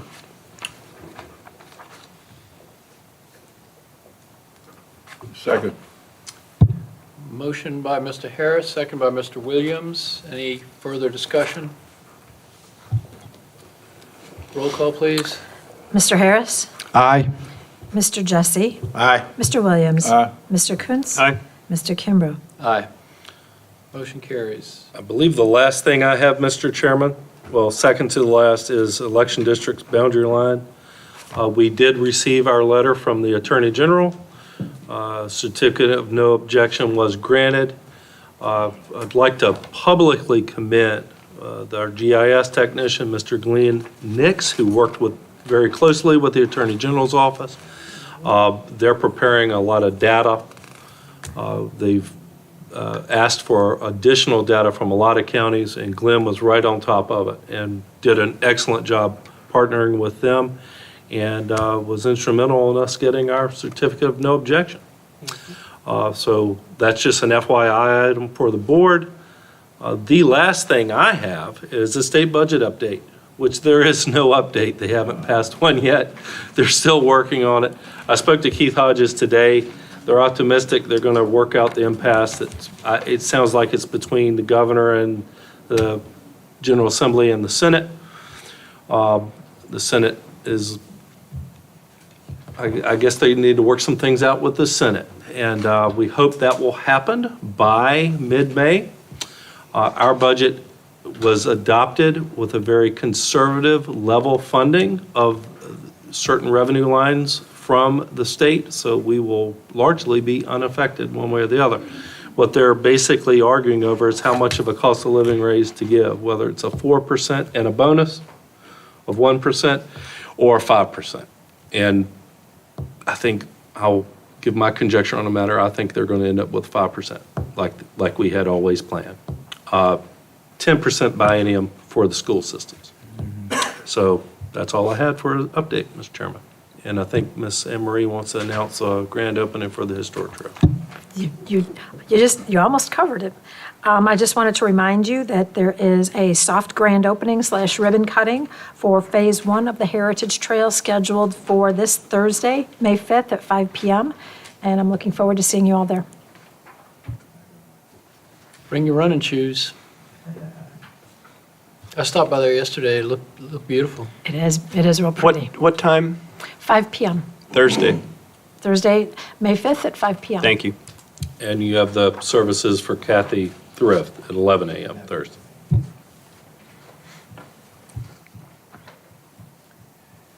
Thank you. Next, county attorney update. Not much to say, except that thank you for allowing me to attend my spring local government attorneys conference. I have 2 a year, and they're always a bit overwhelming, a lot of good information. I'll be getting out to all the different department heads and to the board legislation that passed.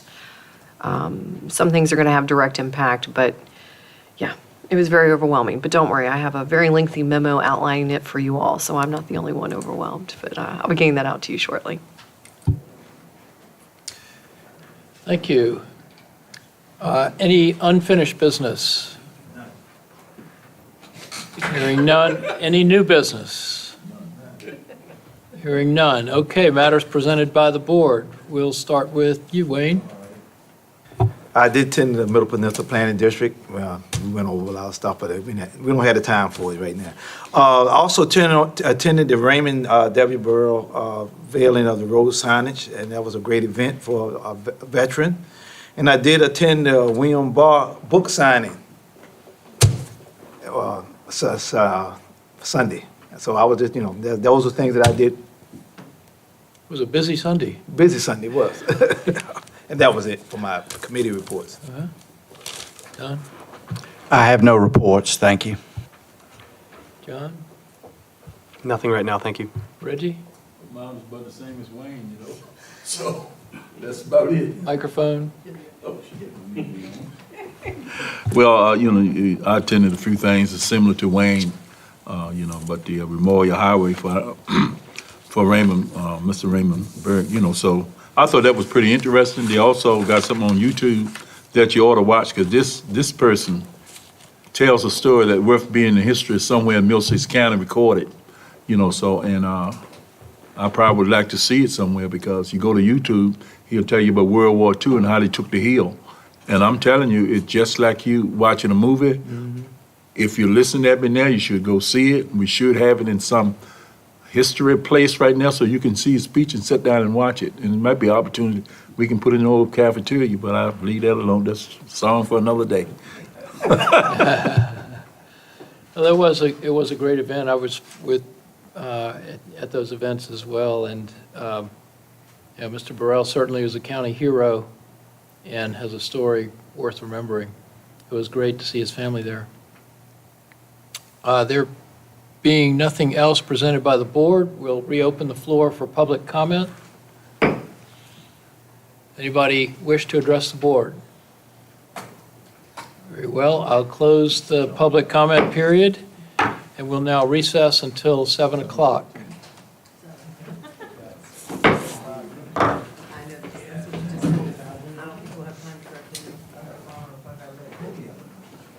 look at me for talking to you. I mean, I didn't want to say it, but I mean, I just keep talking too much. Yeah, I didn't want you to say it. Blame me. I made it so you couldn't eat.